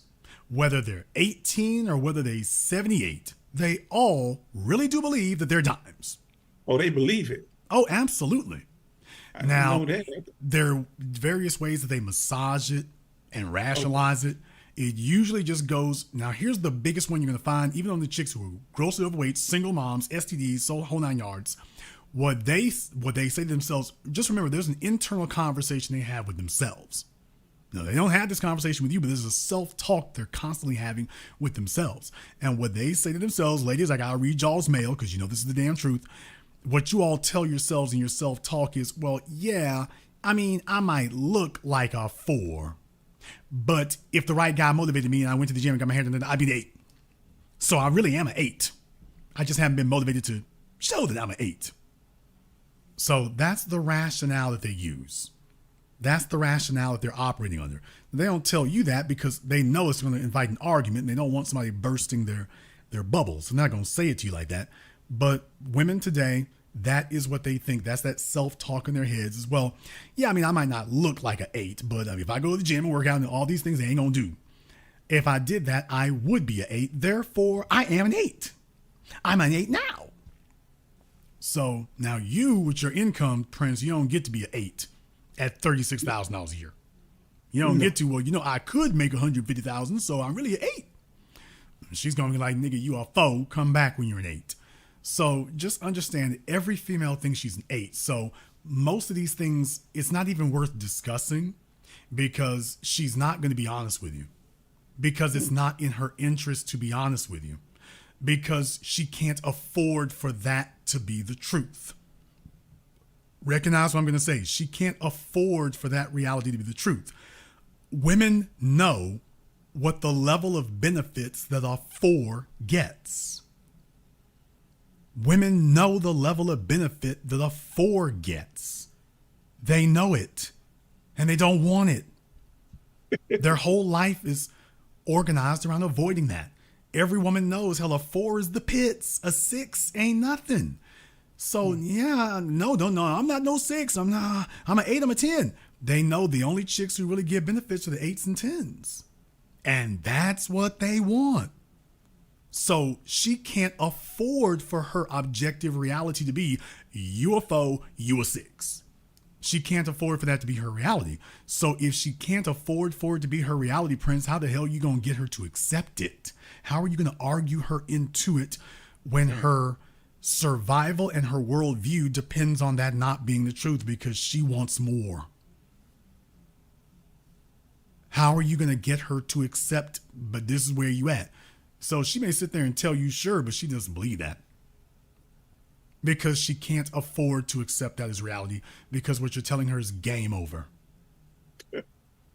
And women know when you're a 4 or a 6, you're invisible. You don't get benefits. Men can take you or leave you. Women want men who are willing to kill and fight and die over them. They want men who are willing to lay the world at their feet. Men don't lay the world at the feet of a strong 6. They don't do that.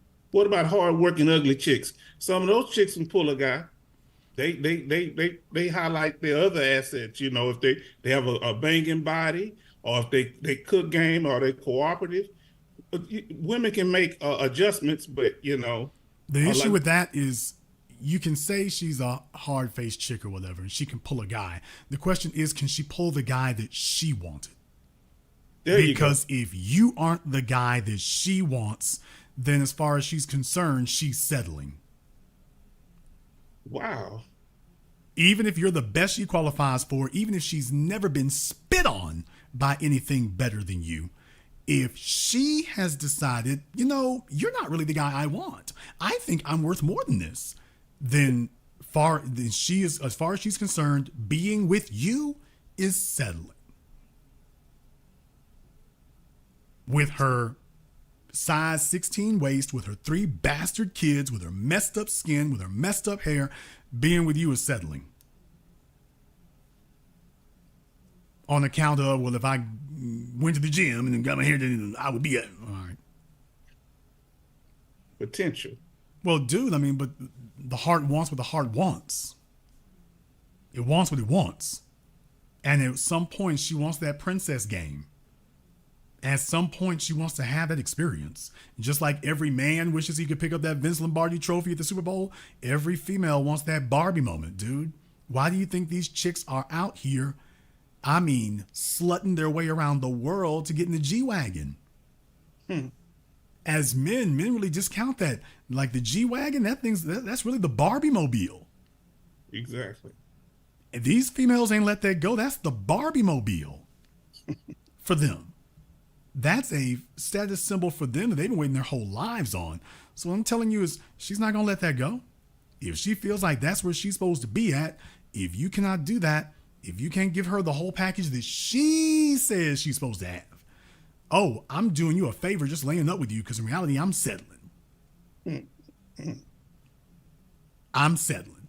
And that's what she really thinks. I'll let you have the last word. Well, Jason, I want to say this to you. You're on point, and I really appreciate it. And what you're saying is, I'm, you know, what you clarifying to us, and I really appreciate it. Is that a woman may say one thing, but her expectations might be something different. How do you find out if these are these women's expectations? Do you troubleshoot them? You know, you kind of find out just by observation. But for a young man that doesn't have that type of time or experience with women that we have, so we know it, we've seen it several times. So what can they do? Get more experience, or are there other ways to learn from other people's experience? I mean, well, you got to learn from everything. Yes. You know, there's too much going on. The landscape has evolved too radically. The world is a different place than it was 30 years ago. Hell, it's a different place than it was 15 years ago. So we are different from what we were 35 years ago when the public internet became a thing. And we're different from where we were 15 years ago when the iPhone came out. Yeah. Think about that. We've had 2 major epochs in history over the course of the last 30 years. 15 years apart, the world has been radically transformed. So if you wanted to meet people, the world was opened up to you by the internet. You now could meet anybody, anywhere. And with the cell phone, you can now take that around with you anywhere. You were always constantly connected. Right. That's what the cell phone has done, is now it has constantly connected you. You're constantly tethered to it, so that that person that you met on the other side of the state or the country or the world has just as much access to you as the person in the next room. Yes. That is something that your father and grandfather couldn't even think about. And that is now your daily reality. The game has changed. Your expectations have changed. You are going to have to fight to keep up, just like your chick is going to have to fight to keep up with you. Okay. Getting left behind today is easier than it's ever been. And the consequences are unforgiving and unmerciful. Yes, sir. Thank you very much for giving us a call tonight. Let me get caller from area code 646. You're on live with the business. What's your name? Where are you calling from?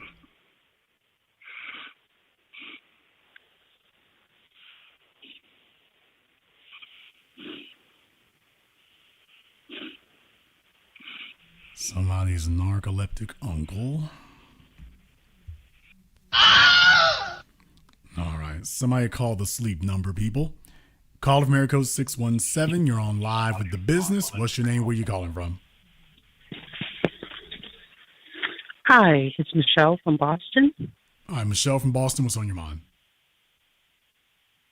Hi, I'm a little worried right now because I've been watching a lot of these. I'm older, but I have two daughters, and they're in their 20s. But I'm a little worried. They do have relationships, and they're not like girls that are promiscuous or part of the culture that I think is being stereotyped for a lot of women today. They're educated. They're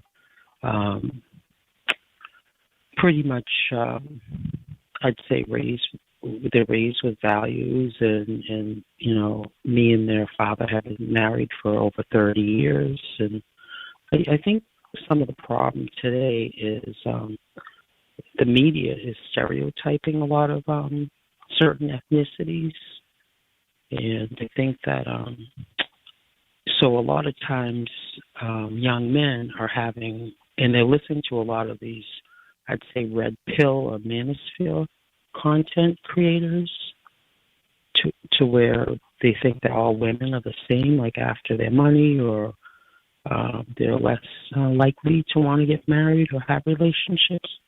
All women are not the same, just most of them. Okay. Oh, just more. Yeah, that's real talk. All women are not the same. No, that's correct. Just most of them. Most of them are the same. And any male who walks out here in this world thinking that all women are not the same, he's going to in for every guy who's tried that is in for a brutal awakening. Please remember, the fellows who subscribe to the red pill and whatnot, that's based on their experiences, not just based on watching TV. They met females and females treated them a certain way, and then they found out that what their moms told them wasn't real. Okay, but when you say all women are the same, I'm saying that is it okay for them to have, have the words like women are derogatory words, like they're all after your money, they're all after what they can get out of you, and they're opportunistic when. But they are. I mean, my daughters aren't. I don't fall into that category. Okay, they're supportive. Ma'am. Problem. Yes. Are you a man trying to date your daughters? No. Okay, the reason why I say that is because, well, then how can you determine how they are treating men or how men feel about how they're treating them when you're not a man interacting with your daughters in a romantic way? So you're trying to make a judgment for how the men who wish to interact with your daughters in a romantic way perceive them when you're not one of those men. So I know what you might wish or what you might feel, but only the men would be able to make that call. Well, yeah, their current significant others, which they've been dating for at least 2 years, have said that they've been very supportive. They're happy with them, and they're not typically the women that are called like thoughts or gold diggers. Well, that's telling their mother that. I can't think of a single guy who's ever told a woman's mother that your daughter's a hoe. Well, except me, I've done that. It didn't go well after that, but yeah, 99% of the population is not going to do that. So if these guys are talking to you, they're going to tell you. What do you think they're going to tell you? That your daughters are model citizens. Don't believe what men say. Believe what men do. So if they're telling you that your daughters are wife material and that your daughter, they have not made your daughters into wives, what are their actions telling you? Yeah, you're right. I mean, it is like the beginning of their relationships. I mean, they do tend to take a little longer these days, and they're both their significant others are, still, trying to get their footing in their jobs and get to, the level of, that's fine. maybe income that's fine and everything. But if your daughters were really solid like that, then that wouldn't be an issue either. They would do just like you and your husband, and they would get married, and you all would build something together. Yes. So I Yeah, mean, y'all see how this my daughters are conversation's very turning you all? faithful, even. Y'all see how this conversation's I'm turning. sorry? So, by the way, if that's what they really were thinking, they would just do it from now. But if that's not occurring, that's a different matter. How old are your daughters? One is 25 and the other one's going on 27. Okay, and how long have they been with the I guys mean, they're with now? I think one a year and a half and the other one going 2 years. Okay, well, that one that's at 2 years, that's the one to keep your eye on there. Now, is that the 25-year-old or the 27-year-old? I mean, that's the 25-year-old. Okay. You'll know within a year here whether or not that's So going anywhere.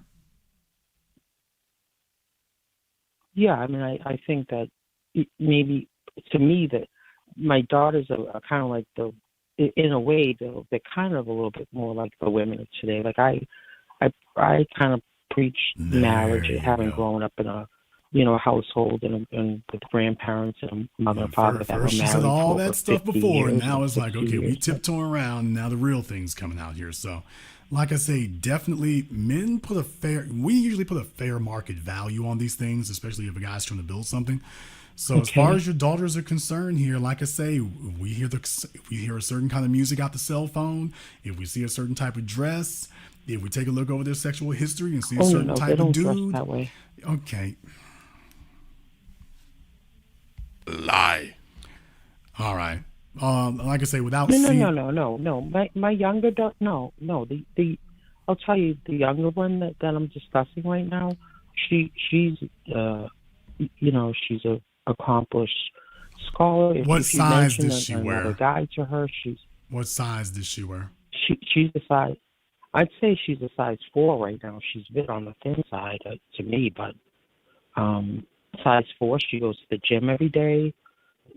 She just got her nursing graduate degree. She's supportive with her significant other. She's if you mention another guy to her, she gets upset. I've never met dedicated. a nurse who was quote supportive of her significant other. Her career requires too much of her. Being a nurse is she just became a nurse. Okay, you need to listen. Okay. Being a nurse is one of the top professions that ends in divorce. It's up there with police officers and soldiers. Did you know that? Yeah, my mother was a nurse. She didn't get divorced. Contact any divorce attorney and they will tell you that. So when you sit here and regale me that your daughter is becoming a nurse or your daughter is a nurse, and then you're telling me about how well she takes care of her significant other, actually, mathematically speaking, no, that's not the way that works. Because by definition, in order to be a good nurse, good doctor, good police officer, good soldier, you're going to have to be a lousy wife or a lousy husband, because those professions don't have a time clock. And they are outrageously demanding. Your certifications, the regulations, making sure you don't lose your license. You have to keep up on things, constantly trying to get out of one bad position to another one, because nurses are always trying to look for a better position to be in. That's a 24/7 hunt all day, every day. No, ma'am. When you go into that profession, your life belongs to the game when you do that. So your perspective on the outside looking in, I understand it. I'm just telling you it's very unlikely that that's those men's perspective being on the inside looking out. Has nothing to do with whether your daughters are polite or congenial. Has nothing to do with that. Do you know how many females I've had in my life who were perfectly polite, perfectly congenial, and did not have enough time for me? And eventually I started saying, let's see if we can expand other options, because you're a nice, wonderful person, but I don't have any time with you. And I don't see any reason for me to do as much working as I'm doing to have no time. There. Or should I say, to not have as much time as I think I should have. So with that being the case, like I say, it's easy for women to try to talk about what the men are thinking or whatnot, but you've never been a man trying to date a woman. You've never been a 25-year-old male trying to date a 25-year-old female.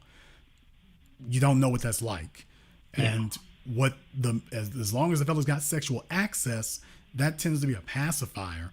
But the real question is, will he take it beyond that?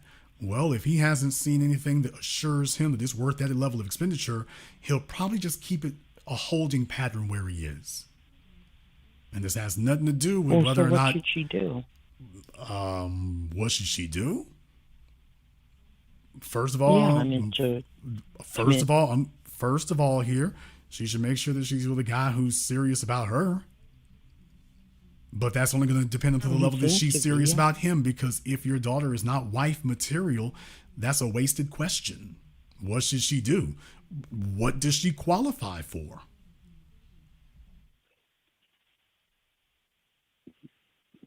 Well, like I said before, she's in my book, and I'd say in if it's on the scale of 1 to 10 in terms of looks, in terms of femininity, in terms of I'd say she's definitely in the 7 range.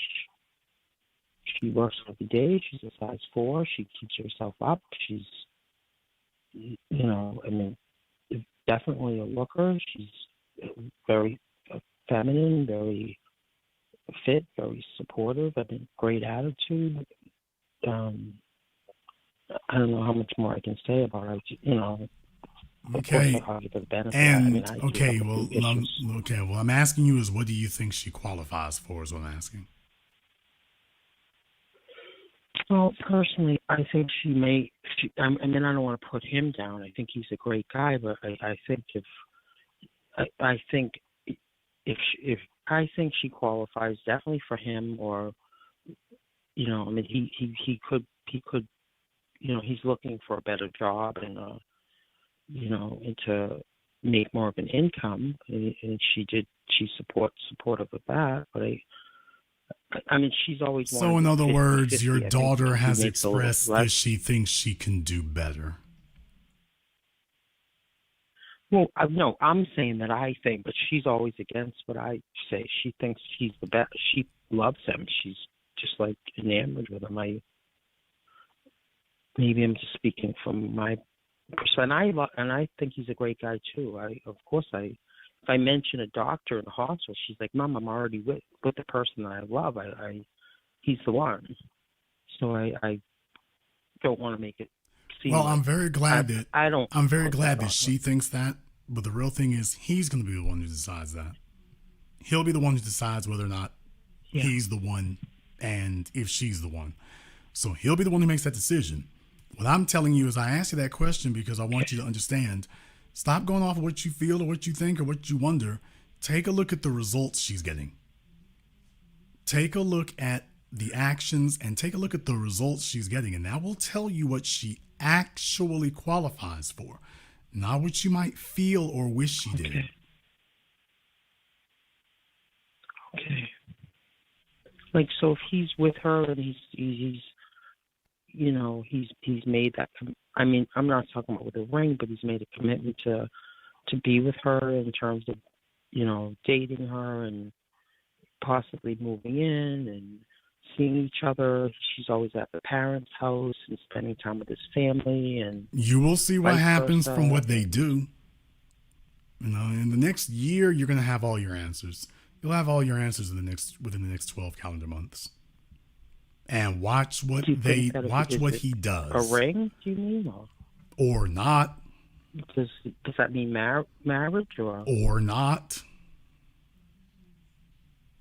What do you mean? Does that mean marriage? If he's or not he puts a ring on her finger? It may mean, ma'am. I'm saying what I'm saying. What does that mean? Does that mean a ring or not? Marriage or not, ma'am? I meant what I said. So, yeah, it could mean that or not.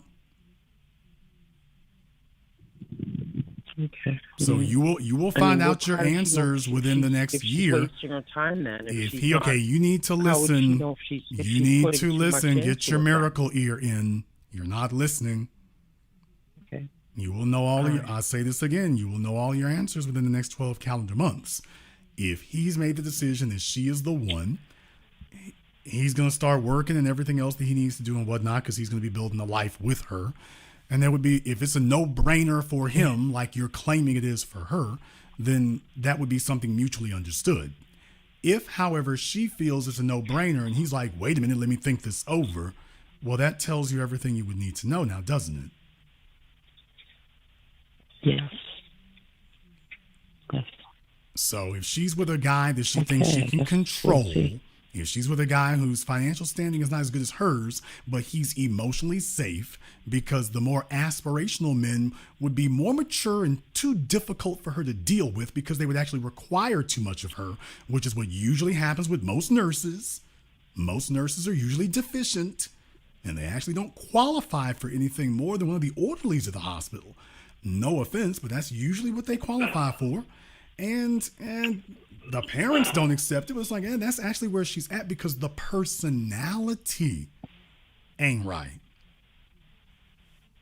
For a man who's got that kind of accomplishment to make a lifetime commitment to it, if the personality isn't right, he's like, let me fall back from this. Nurses tend to be very egotistical, very arrogant individuals. And any nursing teacher, any nursing instructor will tell you that. Any teacher at the LPN school will tell you that. Nurses tend to be very arrogant and very stuck on themselves. So, with all that being stated, when you talk about all these men at the hospital and whatnot, these are doctors. They've been working around nurses for decades. They'll see your daughter's issues coming from a mile away. Remember, the person that you're sitting around the Thanksgiving table with is not the one walking the halls at that hospital or that nursing home or wherever she is. It's not the same person. You're right. I mean, he's very personable. I think if she spends a little bit more time being a little bit, like she's supportive in some ways, but by the same token, I think just starting out, and she is in the ICU. That's her first job, so she's you'll find out your answers for the 20. You'll find out your answer for the 25-year-old here within the next year about where that's going. 27-year-old, you got about another year and a half, 2 years to figure out where that's going there. But what I will say is you're flying kind of blind because you're the mom and you don't want from them what these men want from them, and you don't have the good designs on them that the men have on them, and you can't see them the way that the men can. So for you, they might look perfectly fine, but for the men, it's like, okay, well, if she ever fixes some of these issues, maybe we could move on. Because that's where most women end up in, is that they got issues, and the men are like, okay, well, I'm going to stick around and see if she ever resolves this because, hey, I'm getting the sex anyway. And where else am I going to be? And then you wind up going years and she's never changed it or resolved it. Thank you very much for giving us a call tonight. Okay. She's not listening here, so give us a call back. Let me get called from area code 410. You're on live with The Business. What's your name? Where you calling from? John from Baltimore, D.C. area. John from where at? Baltimore. John from Baltimore. What's on your mind? I have a question about I'm looking to I'm going to be coming into a bit of money within the next few years. Well, actually, probably this year. I'm waiting for an offer to come through. An offer already came through, but it's still pending. It's going to be about six figures, but you have to go. Since you have a speculative offer. Okay, let's go ahead and move this along. How much money are you talking about here? It's about 100K. Okay, is that all one lump sum payment, or is this like for signing up for a job? Salary. It's a salary. Okay, well, that's not coming into an amount of money then. So you're looking at a job is what you're looking at. Yeah, a salary, but they have to go through the background investigation for. Okay, let me find out here. What was your question then? Yeah, I'm wondering how can I pretty much expand that to, again, you seem that you've done pretty well for yourself. You have a high net worth. I want to know how you pretty much got to your position of, getting into the millions that you make, that you have right now, essentially, since you said that you made a lot of money. Okay, okay, brother. Okay, let me land your plane for you here. He's real nervous now. He's hopping all over the place here. First of all, you're way ahead of yourself. How much money do you have in the bank in savings? I pretty much have zero. Okay, well, we can't even be having this conversation right now. So there's the real problem, is that you have not proven that you can produce anything. Everything is speculative. This becomes like dudes daydreaming and video gaming. Y'all can't turn goals into an intellectual masturbatory fetish. We need to see some results. Well, I'm going to get a $100,000 a year job. Okay, then we going to talk about it after you finish your first year at it. Because this is what happens to fellas. They sit up here and, oh, well, I could have, and they never actually, competence is being able to finish what you started. You haven't finished this yet. So you're talking about a job you could get, but you haven't proven, and you're already talking about, well, what do I do with my imaginary riches? Dude, let's get some real money here first. I have the job offer. It's still going through the. Okay, do you hear yourself? Now, how did I heard you the first time you said that. How did what you just say change what I just said? Okay, I didn't know. I didn't think you heard. Sir, you heard the first time. What you're doing is sitting here masturbating yourself intellectually about a job that you do not have. When you start getting paid, then you have the job. Sir, are you being paid? No, I'm not. Then you do not have a job, sir. I have a job offer, and this is why females need to keep their options open. Because a guy like this will sit here with his potential talk and fantasy talk, and he will try to argue you into the concrete that his speculative job offer is in fact already $100,000 a year income.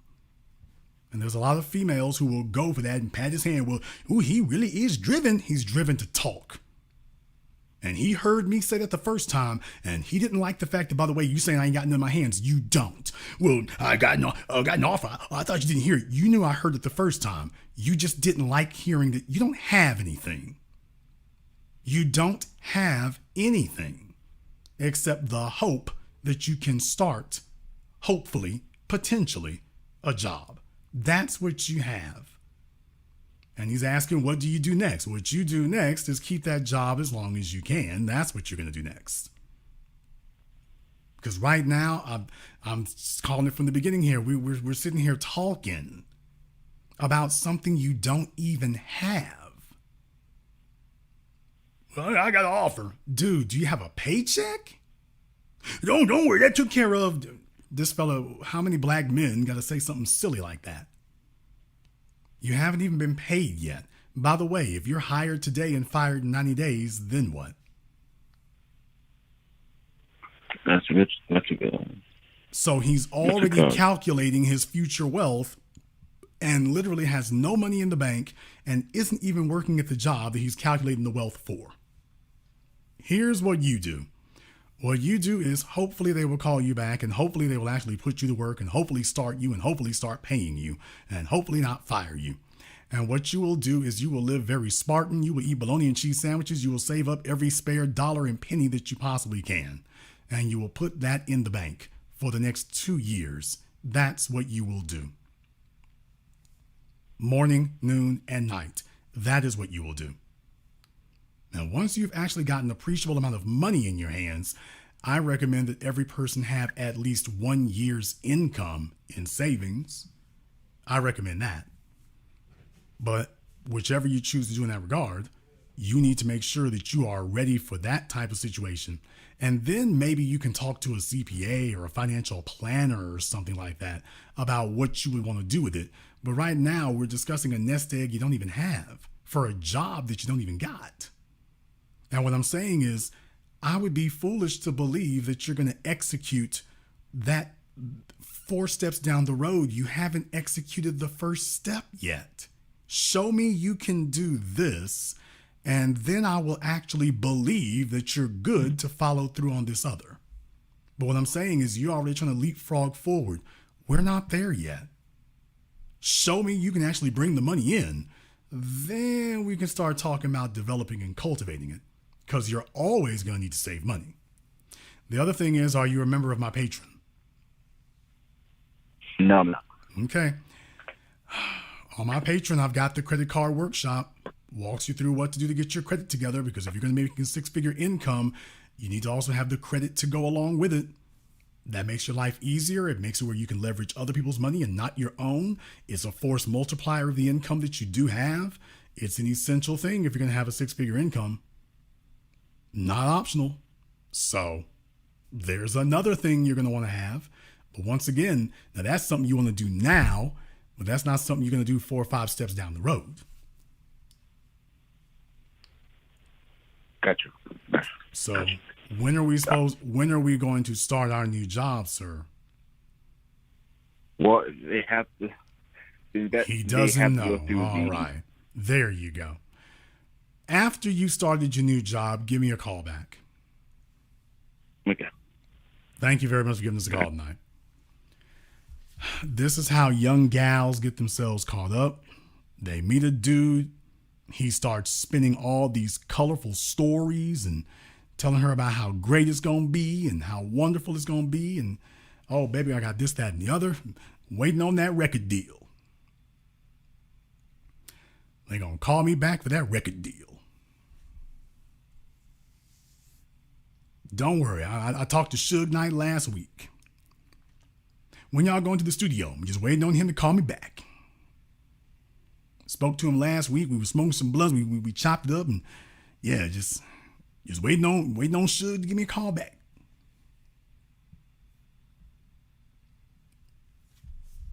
Mama, I'm in love with him. He going somewhere. See, he talked to Suge Knight. I saw him. He did. Call from America 646. You're on live with the business. What's your name? Where you calling from?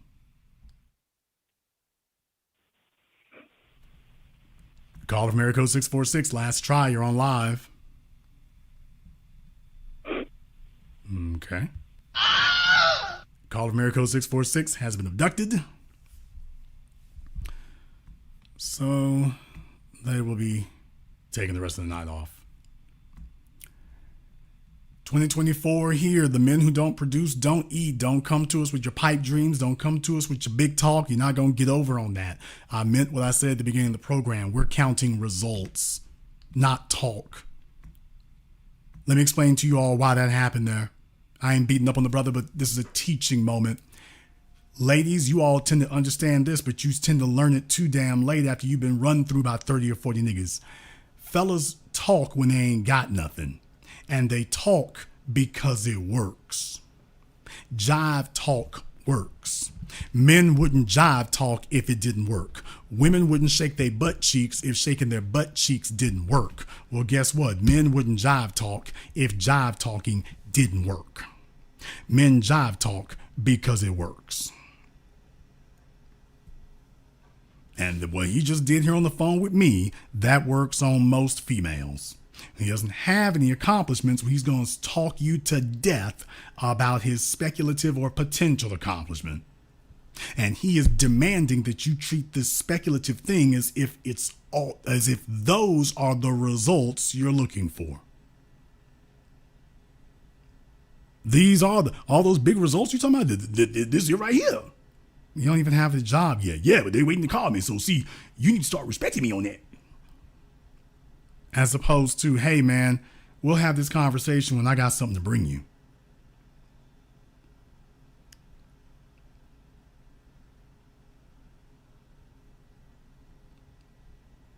Going forward here, you got to have something to produce. Either that or get ready for the missed meal cramps. And that's real talk. We're going to go ahead and wrap things up here tonight. If you are new here to the business, welcome to the program that all your favorite YouTubers love to hate watch. Click that red subscribe button. Click that yellow notification bell. Join us each and every time that we are here.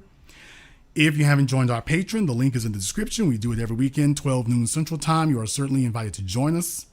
A whole lot of things are going on there. A whole lot more will be going on. We've entered a challenging time. We've entered an auspicious time. And it's going to be a time that tests men and women's souls. But you'll rise to the occasion because you must. We're going to go ahead and wrap things up here tonight. I want to thank all of you for tuning in to tonight's program. Thank you for watching live or recorded. Thank you for liking, subscribing, and sharing. And this concludes this broadcast of The Business. I am your host, your brother, your humble servant, Mr. Jason Black. And until next time, my brothers and my sisters from around the world, remember, handle your business, people, or your business will handle you.